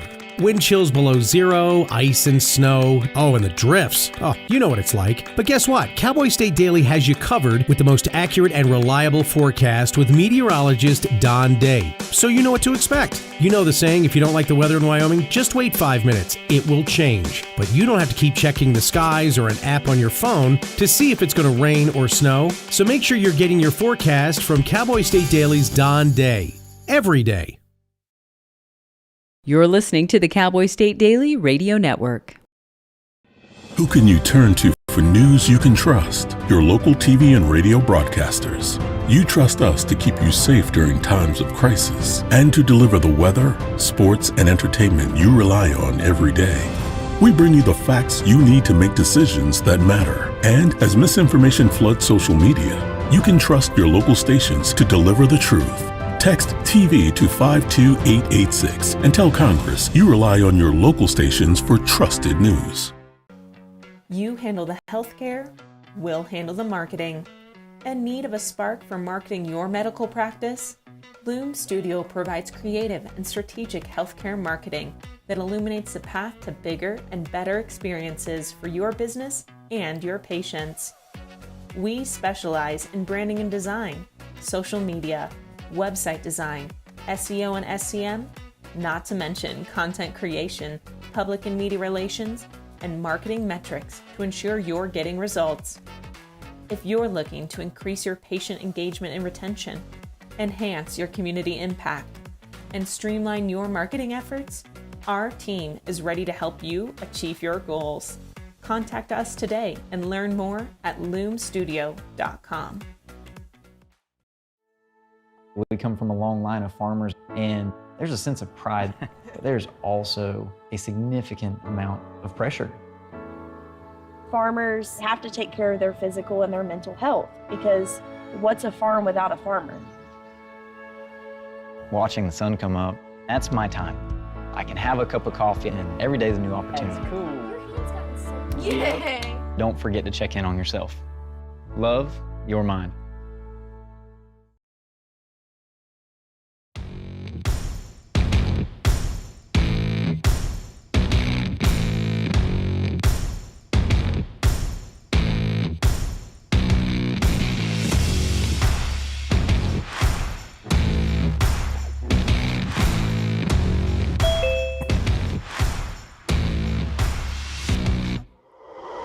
Yeah, let's get to it. Cowboy State Daily Show. Jared Petrino is on scene. I'm not going to lead with the Wyoming Cowboy football team because I just can't yet. I'm going to work my way up to that. Jared, let's start with positive news. Volleyball. A couple of pair of Wyoming Cowgirls named All Mountain West volleyball team. Sarah Holcomb, Paige Lauterwasser. For Paige, that's the second consecutive season she's done so. All Mountain West team. First timer for Sarah. I love our volleyball girls. They're pretty good. Yeah, no, it's awesome. I just saw an interview this morning with Coach Prigge. They're down there in Vegas getting ready for the tournament, and they're the 3 seed playing the 6 seed, playing San Diego State. They just played San Diego State, I think, last weekend and won down in San Diego. So hopefully they can, hopefully they can get them again there. But yeah, it's first time they've made the tournament since they brought the tournament back in 2021. So a lot of forward progress going right now with that Cowgirl volleyball team. Get them, girls. All right, I'm going to run through the roster, Jared, and maybe you can explain to me. I'm looking at the roster, college, athletics.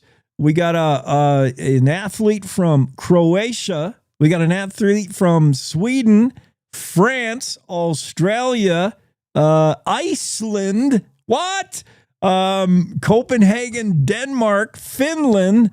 Another one from Finland. Another one from Denmark. I'm talking about the roster of the Cowgirl basketball team, predominantly international. What's going on?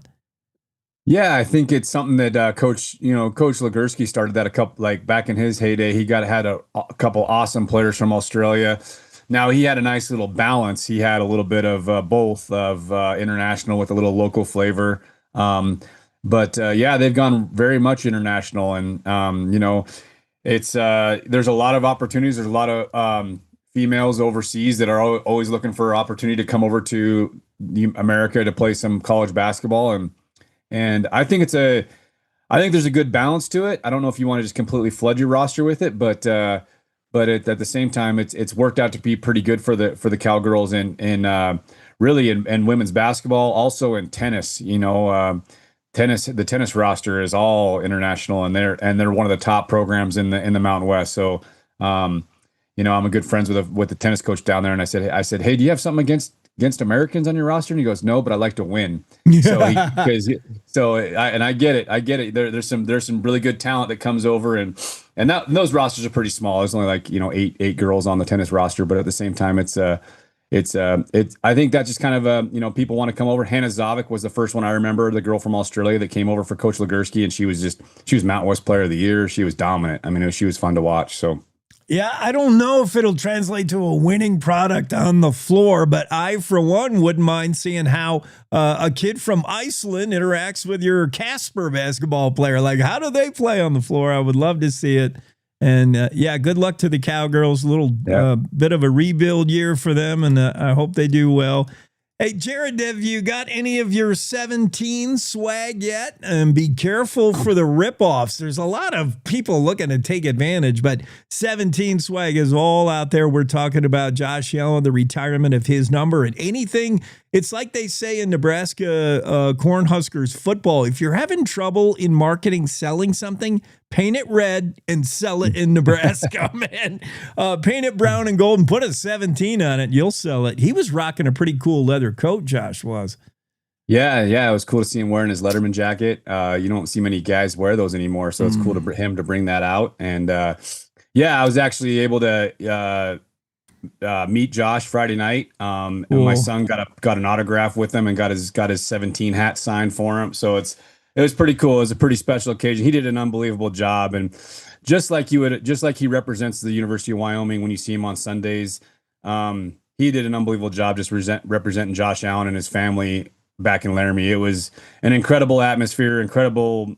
It was I'm speechless. It was just so awesome. He made a couple laps around the field before the game, and it was just so cool to see, and seeing all these kids and all these, there's that saying, you may never want to meet your role models, because you never know exactly who they really are.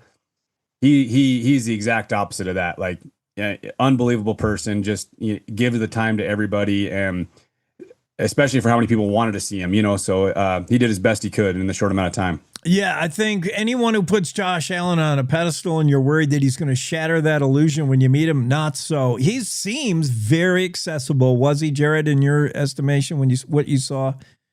Yeah, and there's a line you got to draw 100%. I mean, it's got to be tough. He can't.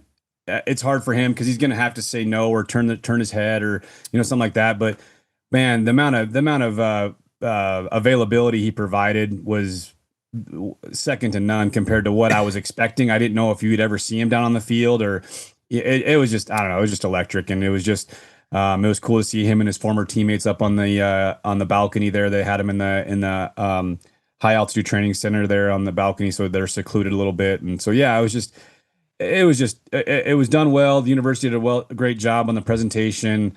Everything just, I thought, from Josh's experience being here, talking to the team and everything, it was a pro operation for sure. It was cool to see. I thought that part of it, all the bells and whistles were perfect. Like, we didn't know how it would play out exactly. We didn't have the script, but it all worked magically. The halftime appearance, the fact that Josh brought some of his old teammates, I expected to see Tanner Gentry somewhere, and I expected Josh to convince him to get on the Buffalo Bills. He was on the Bills briefly. I mean, he's never been so more needed as a target for Josh than he is today at the NFL level. But yeah, he brought the old teammates back. Coach Bowl was there, like all the right things. They unveiled the 17. That was cool. The only thing I was surprised about, and I wonder what you thought, Josh is such a positive guy. I thought he would end on the uplifting note. We always are used to hearing from Josh Allen, do good, be good, go Bills, go Pokes. He ends on the shot for CSU. I was kind of surprised at that dig. Yeah, I was kind of surprised too, but I'll tell you what, when everyone kind of realized what he just said, that whole stadium erupted. I mean, it was pretty cool. I mean, and even Coach Bull's reaction, if you go back and watch the replay of it, you should see it. Look, I was kind of paying attention to people behind him, and he got real fired up. So did he? Yeah, it was. I was a little surprised too, maybe a little bit there, but at the same time, it was a nice finishing touch there. So. Well, Josh understood his audience. He knew who he was preaching to, man, and that went over well. All right, now to the downside of the whole night. Boy, on a day where Wyoming football team had everything to play for, everything going its way, Josh Allen's number retired, final home game of the year, senior night. You're playing essentially a patsy. It's like the Washington Generals against the Harlem Globetrotters. If you were going to call up a team that wasn't going to give you much trouble because it was Josh's day, it would be the Nevada Wolfpack. They had 2 wins for the season. They hadn't won on the road. They were bottom of the Mountain West, and we couldn't beat this team. My goodness, Jared. Yeah, and I think it goes back to in anything that we're doing. I said this on the pregame on Saturday. It's a race to a 2-possession game. If you can get 2 possessions, it's like you're up by 40 in this game because both offenses are struggling. They averaged 18 points a game. We averaged 17 points a game. We hadn't scored a touchdown in 7 quarters, or I think it was actually 9 quarters at one point. And so it's just and unfortunately we helped them on the one drive. They scored a touchdown. We helped them. They converted the fake punt because they couldn't do anything on offense either. We helped them unfortunately, and then they had the 2 penalties, and fortunately 2 of the penalties were on seniors, so that was hard to see. But and then they jumped off sides on the field goal, and so it's just we had to help them. They helped us on our scoring drive too. And but at the same time, it's just, it's tough. It's tough. And it was interesting to listen to Coach Bull talk about there's only the amount of points per game that they have given up this year. They're the only team that's not bowl eligible. There's 25 teams that are giving up less than 20 points per game on defense, and they're the only ones that aren't bowl eligible at this point. Yeah, if you want to find the silver lining, that defense has been. We recognize the defense. That's what Wyoming has done. That's cool. With the offense, man, it's just so by the numbers and by the eye test, it's just dreadful. And there was something about that loss, Jared. I don't know if you might be inside the sausage factory too far to see it, but from a little bit outside, and the people I'm talking hardcore, staunch, bleed brown and gold people saying that's it. That loss hurt. Josh Allen, that loss was the turning point, and something's got to change. And when we talk about change, we're talking about coaches. Wyoming's never a place that's going to get rid of a coach during the season, I don't think. But man, Sawville's got to be on limited time. Yeah, and like I said, it's difficult. These are tough times. There's no doubt about it. And I do think that. I'm looking at the glass a little bit half full. I think, he's still. So I still go back to the example and the patience they had with Coach Bull. I mean, Coach Bull went 4-8 his first year and then 2-10 his second year. So he only had 6 wins after 2 years. So, and then look what happened. And I know people want to say, well, people wanted him out of there, right? So at certain times, and so. But at the same time, it goes back to he has the most wins of any high school or any Wyoming football coach. So I'm hoping just giving it time. And I know patience isn't what we like right around now, and we want wins. But at the same time, they have every reason to be. Fans can be frustrated. It's been difficult to watch last couple of weeks for sure. And I was really hoping that last week there would have been that kind of like that breakout game and given a chance this week against Hawaii to play for bowl eligibility. But yeah, I can see both sides of it for sure. It's definitely not a good spot to be in. I do appreciate how Coach Sawville has had his quarterbacks back, because the quarterback is the team anymore. And, it's been all around unfairly. Anderson, He's shown signs of life. I love how the coach has his back, but at a certain point on those Monday morning press conferences about what went wrong, it's just, man, we've been hearing it a lot. Hawaii, man, it's going to be no easy task. Whenever you go there, you got jet laggy stuff. You got Hawaii. The Rainbow Warriors are playing some football, man. They're 7-4. They've won some big games. Pokes are really going to be challenged. Spread was opened at 10.5. It's now down to 8.5, probably indicative of Wyoming's fierce defense. But they're going to be facing a tough freshman quarterback and a team that is legit. Yeah, they're very, very good. They're very explosive. Holy smokes. Like, it's kind of back watching the days with Colt Brennan when he was playing quarterback for him. I mean, they spread the ball around. They got speed at receiver. Defense, they fly around. It's going to be definitely one of those games where the offense is going to have to control the ball, because the defense, they haven't faced a high-powered offense in a few weeks, and so they can't be out there all day. Or else it's going to be a long day, because they're going to get their plays. But if we can control the clock and win time of possession, or be at least close in time of possession, it'll give us a chance to win the game. But yeah, they're super explosive. And I don't know if anybody's beat them on the island this year. I think they're undefeated on the island. I think they did lose one. Okay. I want to say it wasn't Fresno State, but I think they did lose one. But yeah, I know they're they've been tough very. there. I mean, they beat San Diego State at home. They got some big wins at home, and then they come to the mainland and they'll struggle against San Jose State So it's interesting how they're really good at home. It'll be their senior day, so. But at the same time, it's going to be a tremendous challenge, and I know hopefully we can end it on a good note. Kind of like no one gave us a shot going into Pullman last year, the last game of the year, and we've found a way. And so hopefully we can do something like that to kind of send this thing in the off season. So yeah.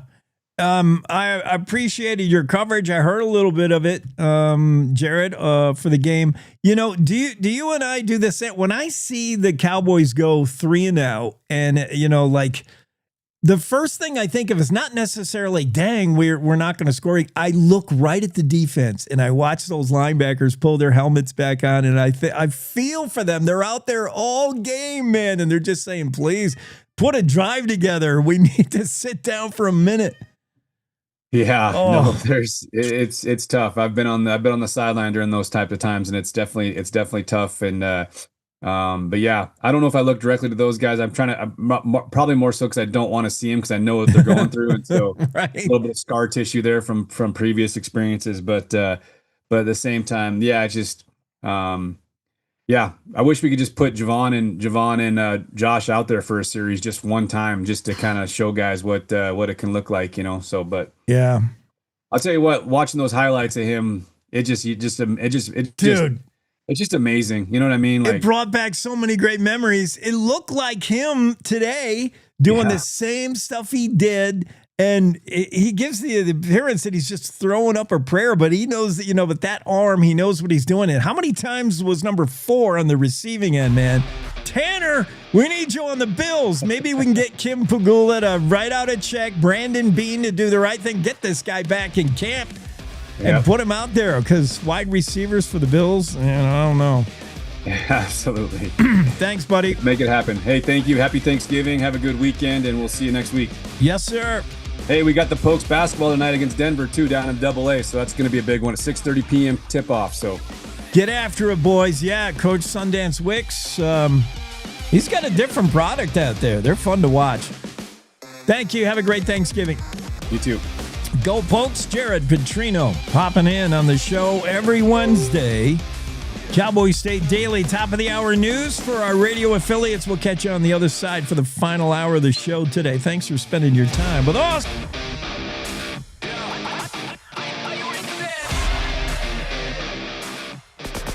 It's time to take a look at what's happening around Wyoming. From the Cowboy State Daily News Center, I'm Mac Watson.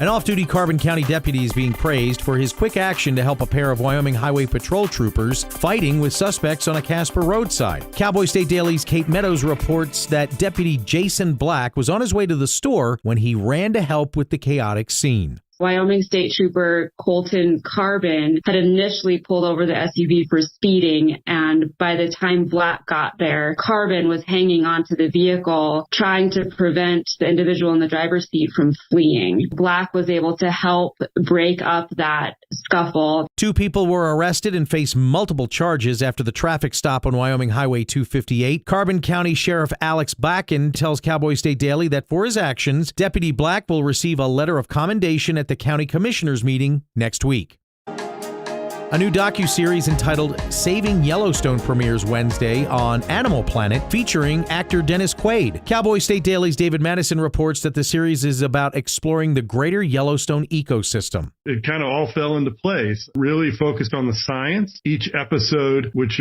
begins premiering on Wednesday, will tell a specific story about research going on into a piece of the ecosystem. Dennis really did his homework on this when he attended a gathering of researchers in Bondurant back in August. And so he was up to speed. And Mark Pierce with Warren Springs Productions told me that when he reached out to Dennis to ask, he was enthusiastic right away. He says, I'm in. I love that place. Saving Yellowstone is a 4-part series that includes episodes focused on specific species and conservation challenges. After it debuts on Animal Planet, it will be available streaming on HBO Max. I'll be back with more news from the Cowboy State Daily News Center right after this. This Thanksgiving, many of our homeless neighbors will come to us hungry, cold, and in need of hope. Wyoming Rescue Mission offers a lifeline. For just $2.58, you can do more than fill a plate. It's not just food you're giving, it's the first step toward recovery, job training, and a brighter future. With your help, we can change lives, one meal at a time. This season, let's serve up hope. Please donate today at wyomission.org. That's WYO mission.org. Cowboy State Daily News continues now. Wyoming grocers are selling whole turkeys at losses because of the bird flu and inflation. Cowboy State Daily's Renee Jean spoke to shoppers who are using those savings to offset rising costs for other Thanksgiving staples. With Thanksgiving this year, people are still able to get their birds at a pretty cheap price. But the rest of their basket is another story. We've got tariffs on aluminum and steel right now. That's jacking up the prices of some of the canned goods that we buy. The cranberry sauce, those kind of things that come in cans might be a little more expensive. There are other tariffs that, are contributing to different facets of the economy. Even though grocery stores are offering steep and strategic markdowns, turkey prices are actually up, way up. That's mostly because of a wave of avian bird flu has decimated turkey herds, killing off supply. Although the Thanksgiving Day forecast in Wyoming is looking rather pleasant, a potential winter storm will quickly follow. Cowboy State Daily's Andrew Rossi spoke with meteorologist Don Day, who says Thanksgiving, yeah, that'll be pleasant, but things will radically change for the weekend. For the weekend, they're confident that there's going to be a steep plunge in temperature, and there could be snow accompanying it. What that means, we're not entirely sure at this point. It depends on when the cold front arrives. It could arrive as early as Friday, but it's definitely going to reach us by Saturday. So traveling on Saturday, Sunday, and Monday is going to be pretty dicey no matter where you're going in the state. So expect snow in the high elevations for sure. If you are traveling over the weekend, remember to check the forecast and leave yourself plenty of time to safely get to your destination. DNA has confirmed that remains found in a rural area near Gering, Nebraska last month are Chance Engelbert's. Cowboy State Daily's Jen Coker reports that the family still has questions about how their son died. It wasn't confirmed by the Scottsbluff County Attorney's Office until Tuesday, late in the afternoon. The Scottsbluff County Attorney's Office has not officially released the cause of death. That is the next step. The 25-year-old Engelbert disappeared over the 4th of July holiday weekend in 2019 on a visit from Wyoming to Gering, Nebraska to visit the family of his wife Bailey's and their infant son. And that's today's news. Get your free digital subscription to Wyoming's only statewide newspaper by hitting that daily newsletter button at cowboystatedaily.com. I'm Mac Watson for Cowboy State Daily. You talk to... In every family, small conversations can make a big impact. I grew up on tour with my parents. Kind of different, but we bonded over music just like other families do over sports, camping, or other interests. And we talked. Little everyday conversations from silly to serious that built a foundation over time. Honest conversations, like when my dad shared his experiences as an alcoholic. Your honesty about that part of your life gave me a sense of integrity that I wanted to uphold in my own life. And I was so grateful that you and Mom had become these sober, stable people who were always there for me. I wanted you to know from someone who's been in recovery more than 30 years now that hard work is what creates success, not alcohol or other drugs, whether it's music or anything else. I said it a lot, and I'm glad you took it to heart. Talk, they hear you. For more information about talking with your kids about underage use of alcohol and other drugs, visit underagedrinking.samhsa.gov.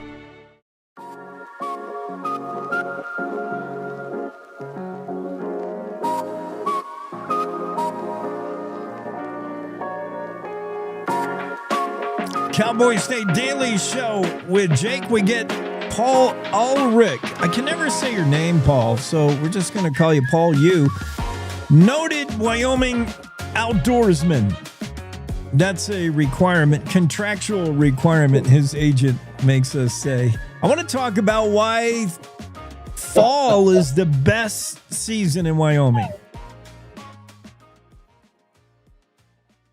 Well, Jake, it's the best season for a lot of reasons. First and foremost, good morning. Happy Thanksgiving. Thanks, buddy. You too. And hunting season. Not only can we hunt, we can fish. Bird hunting is here. Oh, my gosh. What a great time of year. It is. I mean, talk about, I love some of your, I went back and read some of your old articles, stuff you've written in the Cowboy State Daily back in the year. And how about elk camp education? You can learn everything you need to know about life in elk camp, man. Lousy weather just feels right for elk camp. The beach needs sun. A city needs concrete and hustle. And elk camp needs mud and snow blowing sideways. Elk camp is where it's at right now. Oh my gosh, we had a great camp this year. We were up in the Wyoming range for about a week. We had a great camp, and lucky for us, we got mud. We got snow, we got rain, we got hail, and we got elk. Dude, it makes you more Wyoming. That kind of stuff that toughens you up. I want to segue not so roughly from that to Josh Allen. Talking about the Wyoming spirit. You can be born and bred with it. That's one way. But you can also come here and find it. And Josh Allen's one of those guys that, man, he He embraced Wyoming and became one of us, and we'll claim him all day. Oh, Jake, without question, I was lucky enough to travel to Buffalo to watch him stomp the Tampa Bay Bucks a couple weeks ago, and very lucky to be, at Laramie just the other day to watch his jersey retirement. And I tell you what, he embodies all of those values that we hold so dear in Wyoming: grit, toughness, no quit, perseverance. Talk about a relentless personality and all the great characteristics that we value here. And Jake, I tell you, what I loved is when we were in Buffalo, we saw that from everybody we met in Buffalo. It was wonderful. That's They cool. share that with Wyoming. It's a unique, interesting connection. It is. That's our spirit animals, Western New York and Buffalo. I'm from that area too, so I can tell you firsthand. It is similar, kindred spirits, the same kind of people. Definitely. You want to get toughened up in Wyoming? Ride a T-bar up to the top of the hill. I want to talk about that cruel invention, Paul, the T-bar. I'm pretty nostalgic. However, there are a few things in life, rope tows back in the day and T-bars, that I am glad have passed into history. Yeah. Jake, I tell you what, though, right now I'm a little bit worried about our winter. We don't have any snow here. Yeah. Jackson doesn't have any snow. I don't know what's going on, but I certainly want to get out and play in the snow, but we need it first. Yeah, it is coming. I mean, I know it's optimistic to think we'll be skiing in Jackson by Thanksgiving. I know that's the game plan for the mountain resort, and sometimes they get there. Snow King not there, Targhee as well. It's late coming. That just means it'll be glorious. It'll be powder filled, and it'll extend like way late, I think. Because in Wyoming, we don't spend winter on the couch. Here's Wyoming idea of fun in winter.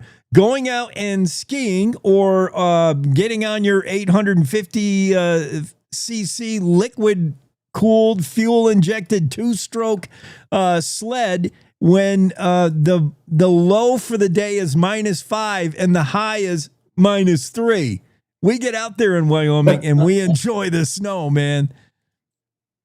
Well, and I tell you what, Jake, some of the best fishing in Wyoming is in the dead of winter on some stretches of water. Believe it or not. Clearly, ice fishing is outstanding. There's some great locations for that. But if you're willing to brave the elements, you get into some water that is open in January, February, and if you can brave 10 to 15 below zero, it can be some of the best fishing of the year. I hear that from some guide friends of mine, and I think they've lost their mind. They're like, no, January fishing is fantastic. Now, I can say, yeah, the crowds are gone. You're not rowing around a customer. You're getting to finally cast your fly, but they swear by January fishing. I'm like, that's crazy. I do too. All right. There's some stretches of water, January 1, that's my opening day. I can't clearly tell you where. But I look forward to that all year long. If Paul was to divulge his honey hole, he'd have to kill us, all of us, and he's well capable of doing that. Talk about getting off the grid. I love this guy. I feel, Josh Allen's our spirit animal. So is Fred Ramsdell. This guy won a Nobel Prize, but nobody could reach him and tell him because he was off grid in Wyoming. Yeah. Hey, and I have to tell you, he reached out to me after he got out of the mountains, and talk about an awesome guy. So we've been communicating a little bit. I'm going to get him down here to Pinedale to do some fishing at some point in the summer. Good. He's amazing. Yeah, I can't say enough about him. He was as surprised as anybody when he, when his phone blew up when he finally got out of the mountains, but he loves it too. So yeah, he's a Wyomingite at heart. It's clear. Yeah, totally. Read about the story. Fred Ramsdell, the work he'd done decades ago, earned him a Nobel Prize. He had to find out the easy way, I guess. His cell phone was blowing up when he finally got a signal. That's not usually the case, though, Paul. You and I, when we go off grid and we finally turn the phone back on after a week, it's all bad news. Typically, yep. You know, Fred, what an amazing story. Yeah. I encourage anybody to look it up and embrace not only the work he's done, but how he likes to, you know, get off the grid, you know, and really get away from anything and everything digital. Yeah. Great. Fred's one of us, for sure. We'll welcome into the fold. There's room on the bandwagon. What are you doing for Thanksgiving? How do you do it? Traditional turkey? Do you go red meat? What do you do? Well, we're going to do a little bit of both. We are doing a tri-tip and turkey and then all the fixings. So really looking forward to it. We're going to be here in Pinedale. Family's coming. It's going to be great. How about you? I'm doing turkey. I like turkey. Every Thanksgiving, I look forward to it. Turkey and all the surroundings, as President Trump says, the stuffing, smashed potatoes, cranberry. I'll do it all. Well, we are too. It's going to be glorious. All right. I'm going to have to get down there and see you in Pinedale. How long are you going to be there? You're there? I try to be here as much as I can. All right. So come on down. We'll go fishing. I like that. Bring your waders and some layers. Okay. I could do that. I love visiting the cowboy shop down there. I might have to go to Buc-ee's. I got to make it, my annual trip south to Pinedale. South to warmer climates. Pinedale is like colder than Jackson. I'm like, dang. It's usually colder than anywhere in the state. Yeah. Right. It keeps the crowds off of us. That's good. The jewel of Sublette County, Pinedale, and Paul Ulrich is down there enjoying stuff outside. You'll never find him on the couch. He does Wyoming stuff outdoors. Snow's coming, Paul. It'll get here. I hope so. Thanks for being on. I appreciate it. Okay, thanks. Appreciate you. Cowboy State Daily Show with Jake. Final hour. Let's take a break. Coming right back after these. Welcome to The Jake Show on Cowboy State Daily, Wyoming's daily dose of raw, unfiltered, and occasionally uncomfortable truth. I don't do talking points. I do reality. No spin, no fluff, just Jake. Local issues, national nonsense, and zero BS. It's truth, sarcasm, and grit, shaken, not stirred. I just call it like I see it, and I see a lot of Let's just say I see a lot. From the capital to the county fair, if it matters to Wyoming, Jake's got something to say, and he's not asking permission. The West was built by people who weren't afraid to speak up. I'm just keeping the tradition alive. The Jake Show, weekdays on CowboyStateDaily.com and wherever you get your dose of reality. Not for the easily rattled, perfect for everyone else. This is the Cowboy State Daily Radio Network. Nestled between Casper Mountain and the North Platte River, you'll find the heart of Wyoming. With a bustling downtown centered around our outdoor haven, Casper is for adventurers, freedom seekers, and rule breakers who find beauty off the beaten path. So if touchable history, a vibrant community, and uninterrupted outdoor recreation define your travel itinerary, allow us to welcome you to the one and only Casper, Wyoming. Plan your trip at visitcasper.com.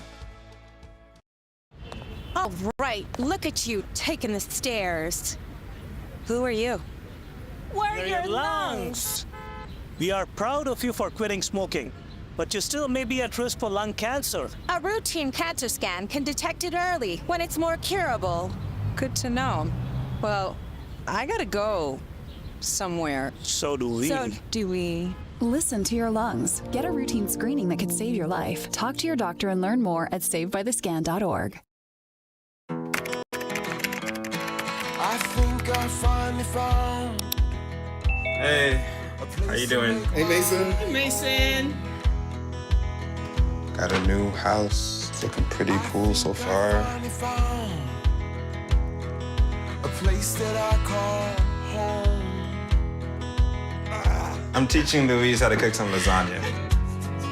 It only takes a spark to make a fire start. The Dutch.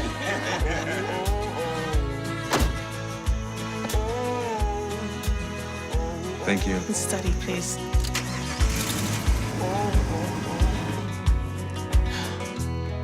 I think I finally found a place to make my own.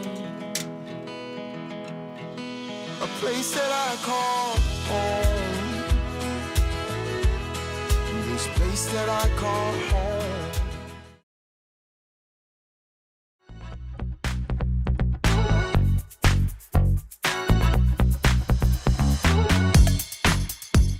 What a fun show it's been this Wednesday. We've had guests galore, so if that's your jam, you should be pretty happy. It was great to check in with outdoorsman Paul Ulrich. Paul is, hey, you can find him in Pinedale, somewhere standing in the middle of a stream, even in the middle of January. He's always out there, and we're talking about that Wyoming spirit. And we're shaped by it, often by the harsh weather and the fact that we're not sitting around on the couch. We're at elk camp. We're out there snow machining when it's 5 below, and we're riding T-bars to the top of the mountain. Zuby comments on Facebook saying, oh, she remembers T-bars. Yeah, T-bar lift, if you're not familiar, it's the most cruel invention ever designed. Oh. Who else is on today? I've already forgot. Oh, Cassie Craven stopped in. She used to be a regular with us, so it was great to see her back doing a return cameo. Our favorite attorney, Cassie Craven, was on to talk about several of her columns lately. Her opinion columns have been... Boy, they don't walk a middle line. She pulls no punches. She gets a lot of feedback, mostly positive. She gets her share of hate mail as well. She really gives you food for thought with her columns. You got to read Cassie Craven. It was cool to check in with her. Talked about her last 3 columns that have been very, very interesting. Frank Groth was with us, former peace officer who explained the duties whether off-duty law enforcement can and should get involved when they see a crime being committed. We just saw in the news today, and let's talk about that. Frank talked to the legal aspects of whether an off-duty officer, just because you don't have your gun and badge on you, are you ever off-duty? And Frank said, no, not really. You're 20. When you are a sworn peace officer, whether you're a police department or a sheriff's office deputy, you are always on the job. Now, whether you choose to get involved in something you see depends on your own personal experience. If you see a minor misdemeanor, do you go chase down and make an arrest when you're off duty? Probably not. But when you see one of your fellow officers kind of in a bit of a struggle, as happened in this story, Kate Meadows has it for you in the Cowboy State Daily. Off-duty Carbon County deputy who was just having a day off shopping at Menards when he noticed a highway patrol trooper having trouble with a couple of suspects in a car. They were trying to drive away, and this patrol trooper was kind of hanging on to the window. He was, before backup arrived, he was in a little bit of trouble, and in jumps deputy with not a second thought. Deputy Jason Black is being commended by his boss, Carbon County Sheriff Alex Bakken, for his quick thinking and jumping right in. He said that's the kind of deputy Black has always been. Not surprised. Colton Carbon is the guy who was in a bit of a struggle before Deputy Black showed up. Wyoming State Trooper Colton Carbon was attempting to make a citation or write a citation to an SUV driver for speeding. When that driver tried to flee the scene, he was hanging on for dear life to the vehicle. And then Deputy Jason Black jumped in without hesitation out of his own personal vehicle and got involved. So too did a civilian who witnessed it, and together they were able to subdue this driver. So, man, it's a huge story on Facebook for Cowboy State Daily, and we had on this morning Frank Groth, who talked about his own personal involvement when he got involved when he was not on duty, when he's seen others come to his aid. We talked about all kinds of aspects, whether, in Wyoming, can an officer make an arrest when he's not on the job? And the answer for the most part is yes. It changes state to state. Some states require it to be a felony level, what you're witnessing, before you should get involved. But really, for the most part, in Wyoming, if a off-duty law enforcement officer sees a crime being committed and steps in, that's all good news. It's all legal, legit, and there's even coverage should that officer, maybe injure somebody. All I think about is the time when, before the Good Samaritan law, when you saw citizens jump in and get involved in something and then turn around and get sued for, trying to do the right thing, like a doctor, a medical professional who's maybe sitting at the table next to yours in the restaurant, and you're choking on a piece of steak, and he comes in and he's a doctor. He gives you the Heimlich and saves your life, but he cracks a rib in the process, and then you lawyer up and sue this poor doctor. Stuff like that is what I think of when I see law enforcement get involved in a crime that they watch being committed, but they're not technically on duty. Doesn't matter. Cop is a cop is a cop, whether they're on the clock or not. Frank Groth shared that with us this morning. Gene Bryan was here. You know that name from the tourism industry, Wyoming, longtime rodeo legend. This guy has marketed rodeo for much of his career, beginning with Cheyenne Frontier Days, CFD. He then was hired on to promote the National Finals Rodeo with their move to Las Vegas. Gene Bryan was right there in 1985 when that move happened. And then he went from rodeo back to his roots, to marketing and trying to promote the state of Wyoming with tourism. He landed a job back in Wyoming tourism right when the Yellowstone fires happened, 1988. Can you imagine taking that job? Your job is to promote Wyoming to the American public and to a global audience and say, hey, come here. And as soon as you sit down to do the job, Yellowstone's on fire and a third of Wyoming is burning down. He actually turned that into a success story. And a year later, 1989, the message wasn't, hey, don't come to Wyoming, it's on fire. Don't come to Wyoming, it burned down. The message was, fire is beneficial. Here's what's still good about Yellowstone, and here's what you can come and see. It worked. And by 1989, Wyoming tourism was well on its way to becoming the number 2 industry financially, revenue-wise, in Wyoming. It just zoomed in the late 80s to where it is today. Continues to be a main economic driver.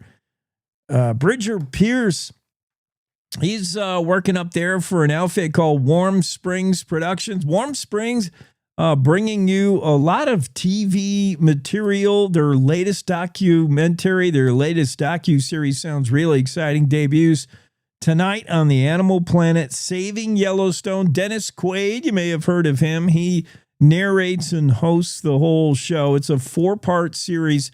There's another 4 shows that have been ordered that are in production for season 2 already. based on the success of doing the first four. Joe Ricketts, instrumental as far as the guy at the purse strings.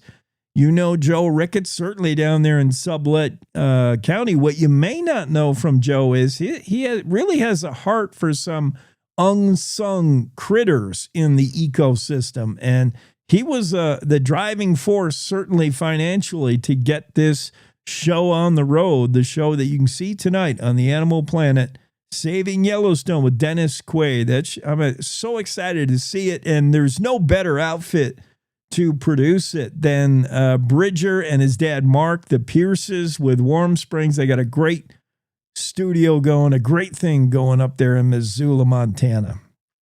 Jared Petrino was on, and we did lament the state of Wyoming football right now. My goodness, the Pokes did not look good last week, and they had every reason to look good. Josh Allen was in town. They retired the 17. A lot of fanfare at the halftime, but that was the whole show, man. If you came for the game, you were disappointed, but if you came for Josh, I guess it was a good game. But Wyoming lost to the Nevada Wolfpack. 14-7. And it's the Pokes now take to a little bit of a vacation, although I think it'll be anything but, as they head to Hawaii this Saturday to take on the Rainbow Warriors. And Hawaii, unlike years past, is a real football team. They are tough. It's going to be a real challenge for the Wyoming defense. The offense, we've already give up on. Throw a shovel of dirt on the offense. They're done. But that defense, boy, it's going to be a challenge this Saturday. Should be a good football game. Let's go from football to rodeo, see what's going on with the Western Ag Network. Will Rasmussen has the Rodeo Roadshow. It's the Rodeo Roadshow on the Western Ag Network. Hi, everybody. I'm Will Rasmussen. Off to Thanksgiving we go. Good to have my favorite holiday, by the way. Saying Thanksgiving means we get ready to go to the National Finals Rodeo in Las Vegas. A few things will be different because of the equine herpes virus outbreak that happened, and we will talk about some of those changes on the Rodeo Roadshow coming up next. Come join us at the Stevenson Angus 65th Annual Production Sale, home of the longest established annual bull sale in America. 270 Angus bulls sell on Tuesday, December 2nd. The offering features a tremendous selection of age-advantaged and younger bulls. The sale is broadcast live, online, with Live Ag, Frontier, and CCI at the ranch near Hobson, Montana. For additional information, visit our website at stevensonangus.com. Western Ranch Supply is having a Black Friday sales event starting Monday, November 24th through Saturday, November 29th, with a chance to win a $500 Western Ranch Supply gift card on Friday, November 28th, only for the first shoppers. We're featuring boot trays as low as $3.99, John Deere tricycle under $60, plus many more in-store deals. Come check out Western Ranch Supply's Black Friday sales event located at 7305 Entryway Drive in Billings. Yesterday, we heard from Dr. Eddie Taylor, former Veterinarian of the Year in professional rodeo, talk about the virus and a different strain that maybe affects the brain and the spinal column. And that is the danger and the fear of this virus. There has been some precautions taken. First of all, they have postponed the equine events at the South Point Hotel Casino and Spa, at least for the time being. The National Finals Breakaway Roping, the Benny Binion Bucking Horse Sale, and the PRCA Permit Challenge. They're looking for alternative venues, and perhaps later in the 10-day schedule of the National Finals Rodeo. The Junior National Finals Rodeo goes on as scheduled right now. That's in the Convention Center, where Cowboy Christmas is held, as a matter of fact. I understand they're changing up the opening a bit for the NFR, the state presentation of flags, and perhaps the flag ceremony celebrating the corporate sponsors in the middle of the rodeo. As you know and can imagine, this is a fluid situation, and we will keep you up to date the best we can here on the Rodeo Roadshow. Happy Thanksgiving. From the Rodeo Roadshow, I'm Will Rasmussen on the Western Ag Network. This is the Cowboy State Daily Morning Show with Jake.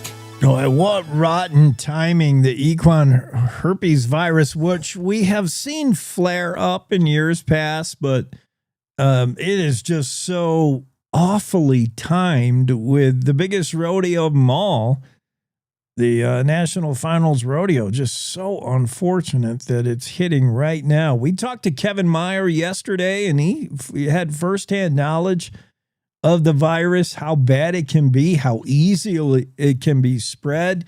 And I mean, right now in the Rocky Mountain West, Wyoming, Montana, Idaho, Utah, Nevada, there is very little movement of horses right now. If you got a horse for sale, a horse you got to ship for training, a horse you want to get to this and that arena or stable, it's just not happening. Every horse trailer in this west of the Mississippi is parked right now and not going anywhere for the fear that this equine herpes virus could be spread. It is bad news and certainly having an effect on the National Finals Rodeo.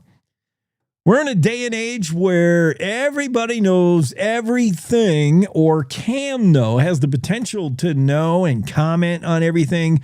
News media, and a lot of it has to do with websites and digital news and the many plethora of website sources you have to go get news. Because there are so many websites out there that are doing news, whether it's, a conventional newspaper that also has a digital arm, or whether it's yahoo.com, Yahoo News, or, USA Today, they have to fill content constantly. There has to be news all the time, new news every 10 minutes. The pressure to put out news stories has caused many of these news outlets to put out stuff that's just borderline not news. And I referenced this the other day. For the last 2-3 days, this has been a semi-viral story. Maybe you missed it, maybe not. But J.D. Vance and the rumors that he may be messing around with his wife, Usha, with Charlie Kirk's widow, Erica. And it all comes from one innocent-looking photo of the two embracing. They hugged, and then internet rumors ran wild, saying, whoa, that's a pretty intimate hug. There seems to be more to it than a hug. And suddenly the rumors are flying that J.D. Vance is going to bust up with his wife, Usha Vance. Then Usha, a photo of her is shown without her wedding ring on. Oh, my goodness. And again, the internet is aflame with rumors that, yep, see, Usha's, they're headed for a divorce. It became such a viral sensation. The news got back to Usha. She had her spokesperson comment to the press saying, hey, cool out. Nothing's wrong with the marriage. I didn't have my ring on because guess what? I'm also a mom, and I'm doing things like giving the kids a bath, washing the dishes. I'm doing things where I'd have to take my ring off. I forgot to put it back on. And, I got a photo of me without the ring. Big deal. It is not a big deal, but in today's day and age, if you so much as limp when you're walking, like the president of the United States, President Trump, the other day was seen sort of dragging his leg, and that had everybody speculating he's ill. Is there something wrong with him? It is the pressure to create content out of nothing is why you see all these stories like this one. What's going on with Trump's gold Oval Office sign? If you go to the Oval Office, at least back a couple of weeks ago, in fact, coming out of the lockdown, I think we were still in government shutdown, not lockdown. I'm still thinking of COVID. We were still in government shutdown.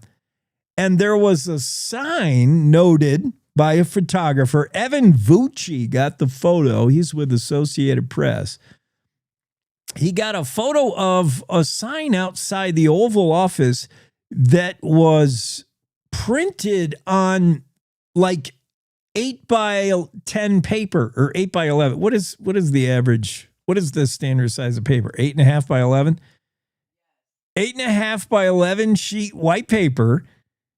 In other words, it's like the cheapest sign anybody can make. If you were looking to make a temporary sign, you would go to Kinko's and have them print up the following letters, the following words, the Oval Office, each on its own 8.5 by 11 sheet of paper, and then taped to the side of the building, taped to the side of the Oval Office, the exterior entrance. It was the cheapest looking it was so trailer park. I'm sharing it with you now. Those of you who are enjoying the video product, the Oval Office. It was like the cheapest looking sign ever.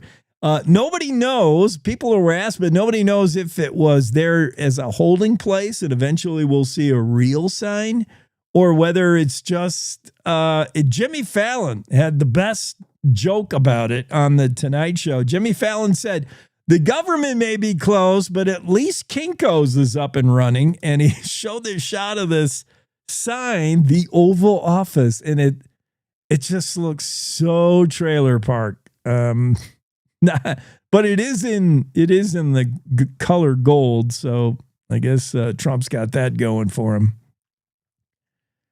This ex-Casper cop who was involved in the 17-hour standoff with law enforcement. Yes, you heard that right. It was a cop shooting at cops. Now, he's no longer a police officer, but he was with the Casper Police Department when, and then later let go. He was involved in a 17-hour standoff with his former fellow brethren, Michael Hughes. This happened back on August 20th. Wait a minute. That's perhaps sentencing. I'm not sure. August 22nd, 2024. 17-hour standoff that lasted overnight into the next day, August 23rd of 2024. Michael Hughes would not come out of his apartment during this 17-hour standoff with Natrona County Sheriff's deputies. It happened at the Quail Run Apartments in Casper. At one point of the standoff, Michael Hughes shot through his apartment window at police officers.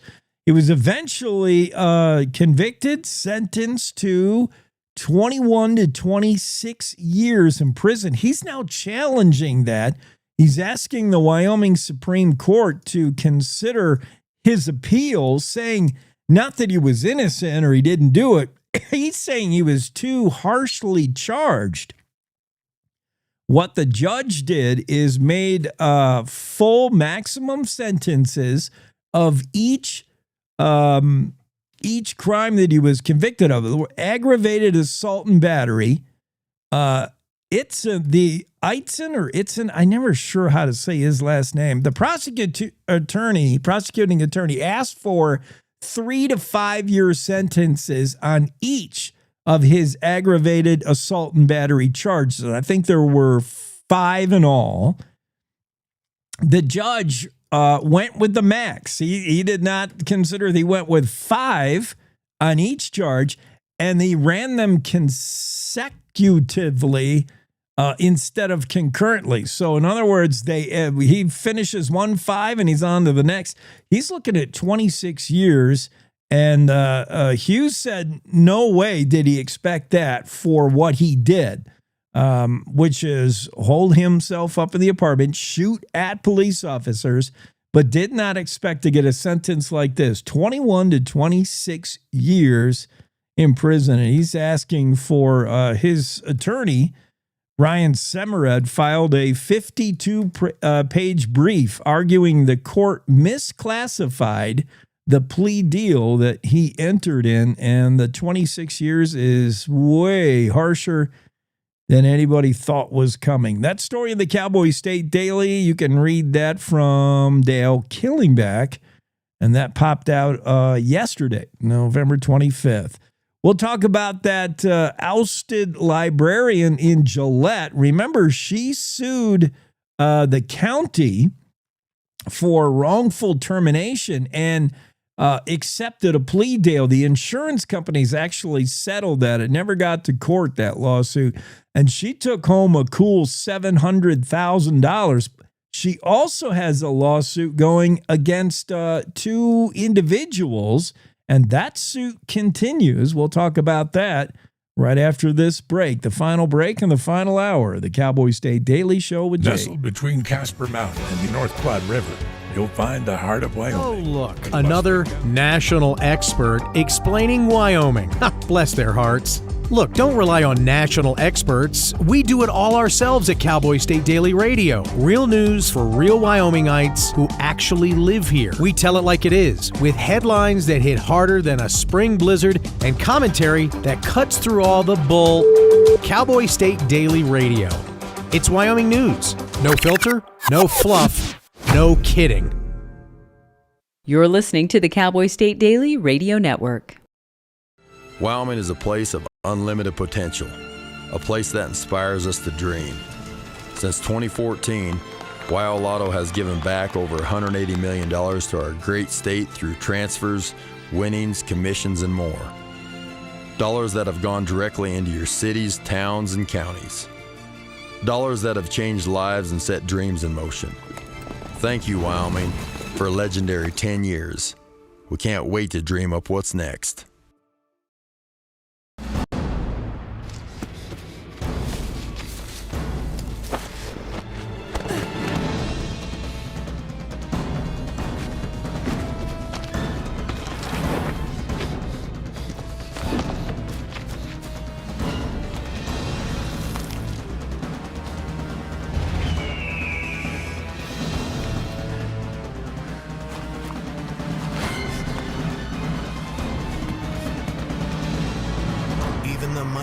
Might not see it coming.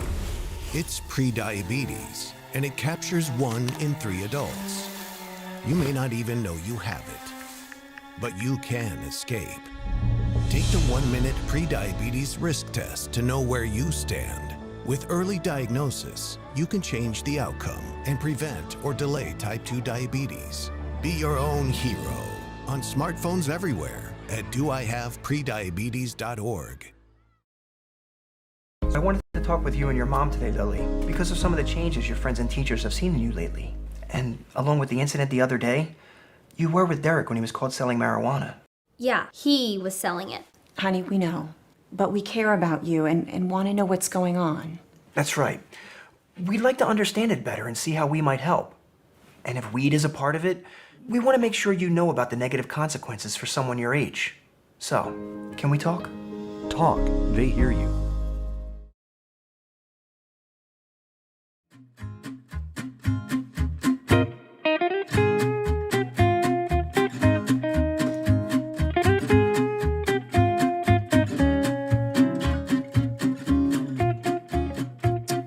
The joys of the holiday season. Off to relatives' house, family, friends, Thanksgiving, air travel, and what has become an all too common scenario with traveling by air is the meltdown of a passenger. It seems to happen maybe, I don't know, once a week. I'm just ballparking it, but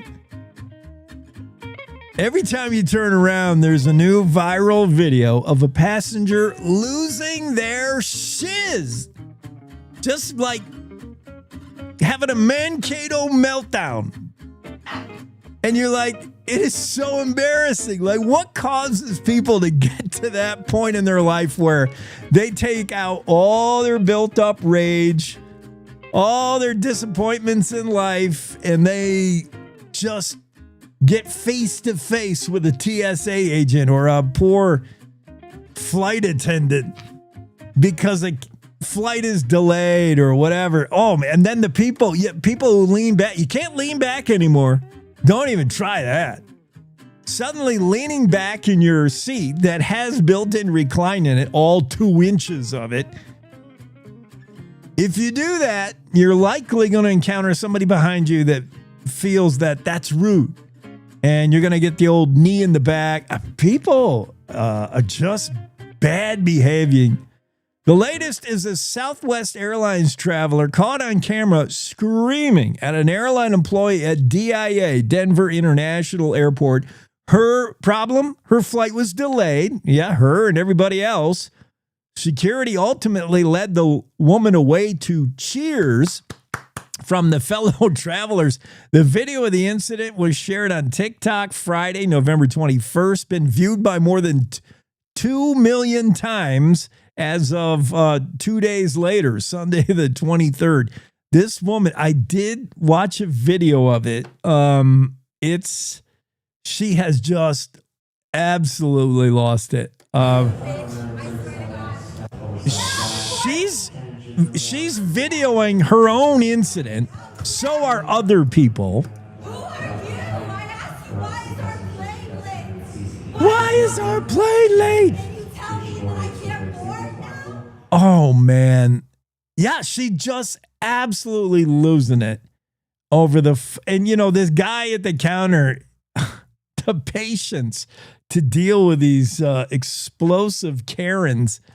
That's air travel today. Welcome to today's, air travel. It's just one of the many reasons why it has become aggravating to fly, including this one. What is seat squatting, and why won't airplane passengers stop doing it? Seat squatting is the practice of, how many times has this happened to you? You're going down the aisle, pushing your, luggage, trying to hopefully find some overhead space for your carry-on, and you get to your row. If you're me, it's row 57, seat Q, or no, it's row Q, seat 57. It's the one after the back bathroom, after the kitchen area. It's barely in the tail end of the plane. Like, I'm all the way back there. And you look and you see, all right, you have the window seat in 57-1, and you look and there's somebody in it. And you're like, wait a minute, am I wrong? And you have to do the double, triple take at your boarding pass. No, you're not wrong. Somebody is just sitting in your seat on purpose, knowingly, thinking that you'll just, I don't know, go to another seat or take the middle one. Yeah, it happens all the time. I'm reading this story. It's on real internet, so it must be true. Tamara Gain writes the story, and she said seat squatting has become more and more common, where your fellow traveler, they don't care what their ticket says. They're going to sit where they want, and they're hoping you won't notice, won't care, and won't make a fuss about it. Who does that, says one passenger, especially when, today flights are full. And if you're in someone's seat, that someone has to sit somewhere else. Yeah, that's happening today. Seat squatting. Here's another reason not to fly. The TSA is proposing a fine, or they're calling it an upcharge, of $18. It's a fee that you're going to get tagged with if you do not have real ID or a passport. Now, we've talked about this story. We've talked to folks in the industry about what a real ID is and whether you're prepared for that. If you're in Wyoming and you have a driver's license within the last, 8 years, chances are you have a real ID. And there's a star, there's a way to check it. But your driver's license should be sufficient if you're Wyoming. But there are people that don't have a driver's license. Maybe it's you're not, your DMV in your state doesn't do real ID. If for some reason you show up at the airport without real ID, you may be able to board the plane, but you're going to be looking at an $18 upcharge, says the TSA. It's unclear when they will, the proposed rule will be implemented, but it is on the table. Travelers without a real ID will pay an $18 service fee charge to pass through airport security. One more great reason to fly. And finally, ending on a positive note, maybe this new idea from the transportation department of asking people, right now they're asking, they may have to use, now it's the carrot, but it may have to be the stick. They're asking people to, quote, dress with respect when you fly. It's a new plan called, I kid you not, the plan actually has a name. The Golden Age of Travel Starts With You. It's a nationwide conversation, and it's the latest idea from Transportation Secretary Sean Duffy, who's rolling out his civility campaign, and it begins with, hey, dress the part, dress for success, dress the way you expect others to dress. Because we have often seen people's idea of air travel, back in when air travel was new and novel idea, people dressed in general better, right? Guys in suits and hats, and the women dressed in dresses. Today, it's like pajamas. You're wearing your pajamas on the flight, and the Transportation Secretary, Sean Duffy, has had enough of it. He's like, hey, dress like you're somebody, will you? It's the Transportation Department's Dressing with Respect as part of the Golden Age of Travel Starts With You plan implemented by Travel Department. All right. I don't know if you're going to be super eager to be traveling after all those news stories, but maybe. Well, I was going to we've finished all our breaks. Let's check in with Ray Hageman and see what's going on with the Wyoming Game and Fish Report.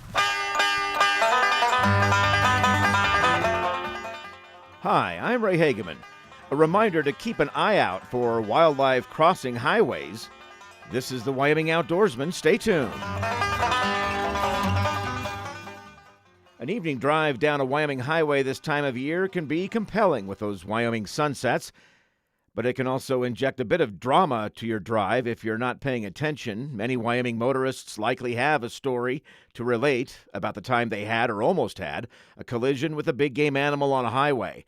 It's estimated that around 6,000 wildlife collisions occur each year on Wyoming roadways, with the bulk of those crashes involving mule deer, with the risk of a crash going up in the fall and spring months as deer migrate to their winter and summer ranges. Road modifications like underpasses and overpasses are certainly helping wildlife and dropping collision rates substantially across the state. But drivers are still the most important part of this, and they're encouraged to slow down in areas where wildlife are known to be. Drivers often don't see deer until right before a collision, so a lot of crashes can be avoided by reducing speeds, even going slower than the posted speed limit. Be aware of the other drivers, too.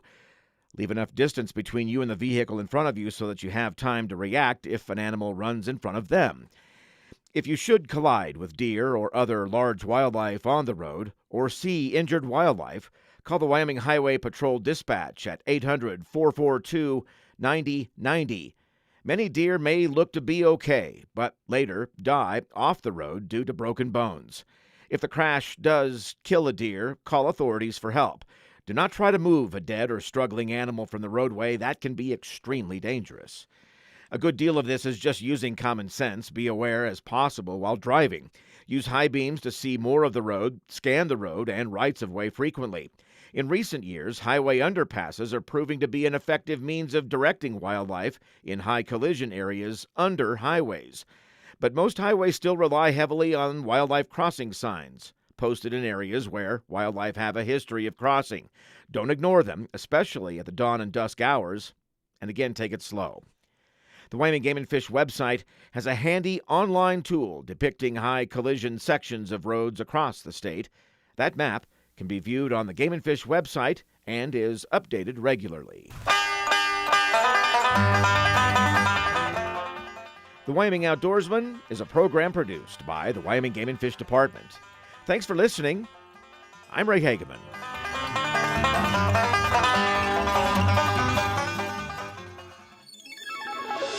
This is the Cowboy State Daily Morning Show with Jake. And on this note, if you're in the market for a new home, playing the real estate game, you've got a rare opportunity. This is the first time this home has ever been offered for sale. It is one of the most famous homes in the world. I guarantee you have seen this house I'm with complete confidence. I guarantee you've seen it. You may not have known it, but you've seen this house. It has appeared in numerous movies. It has appeared in, it does a cameo in The Simpsons, Grand Theft Auto, the video game. It's in lots of music videos. Whenever a movie or a TV show or a music video wants to portray the image of the 1% in Los Angeles, like Hollywood glitz, here's what it's like to live in an LA mansion. This home is often used. In fact, the owners have done nothing but, for the last decade, market this home. They don't live in it. The Stahl House is LA's most famous mid-century home. It's got a really cool retro look, and the owners have put it up for sale for the first time ever. They have been using it solely as a rental, not for anybody to live in, but rent for movie companies to film in or a TV show to film in.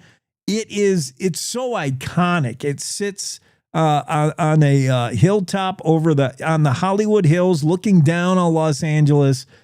Famous place. As soon as you see photos of it, it is just so cool. You'll recognize it right away. The swimming pool, the outdoor. It's so cool looking, so iconic. It's yours for a cool $11,000 per square foot. Total price in the neighborhood of $238 million. Oh my goodness. Don't worry, you'll recoup that money pretty fast renting it out. The previous owners did. We got to take an end to the show. Your buddy Jeff Ricketts will have it for you tomorrow on Thanksgiving. Have a great holiday Thanksgiving, and I'll see you Monday. We'll be back on the air, though, same time tomorrow. Good morning. This is the Cowboy State Daily Morning Show with Jake. The new way Wyoming wakes up.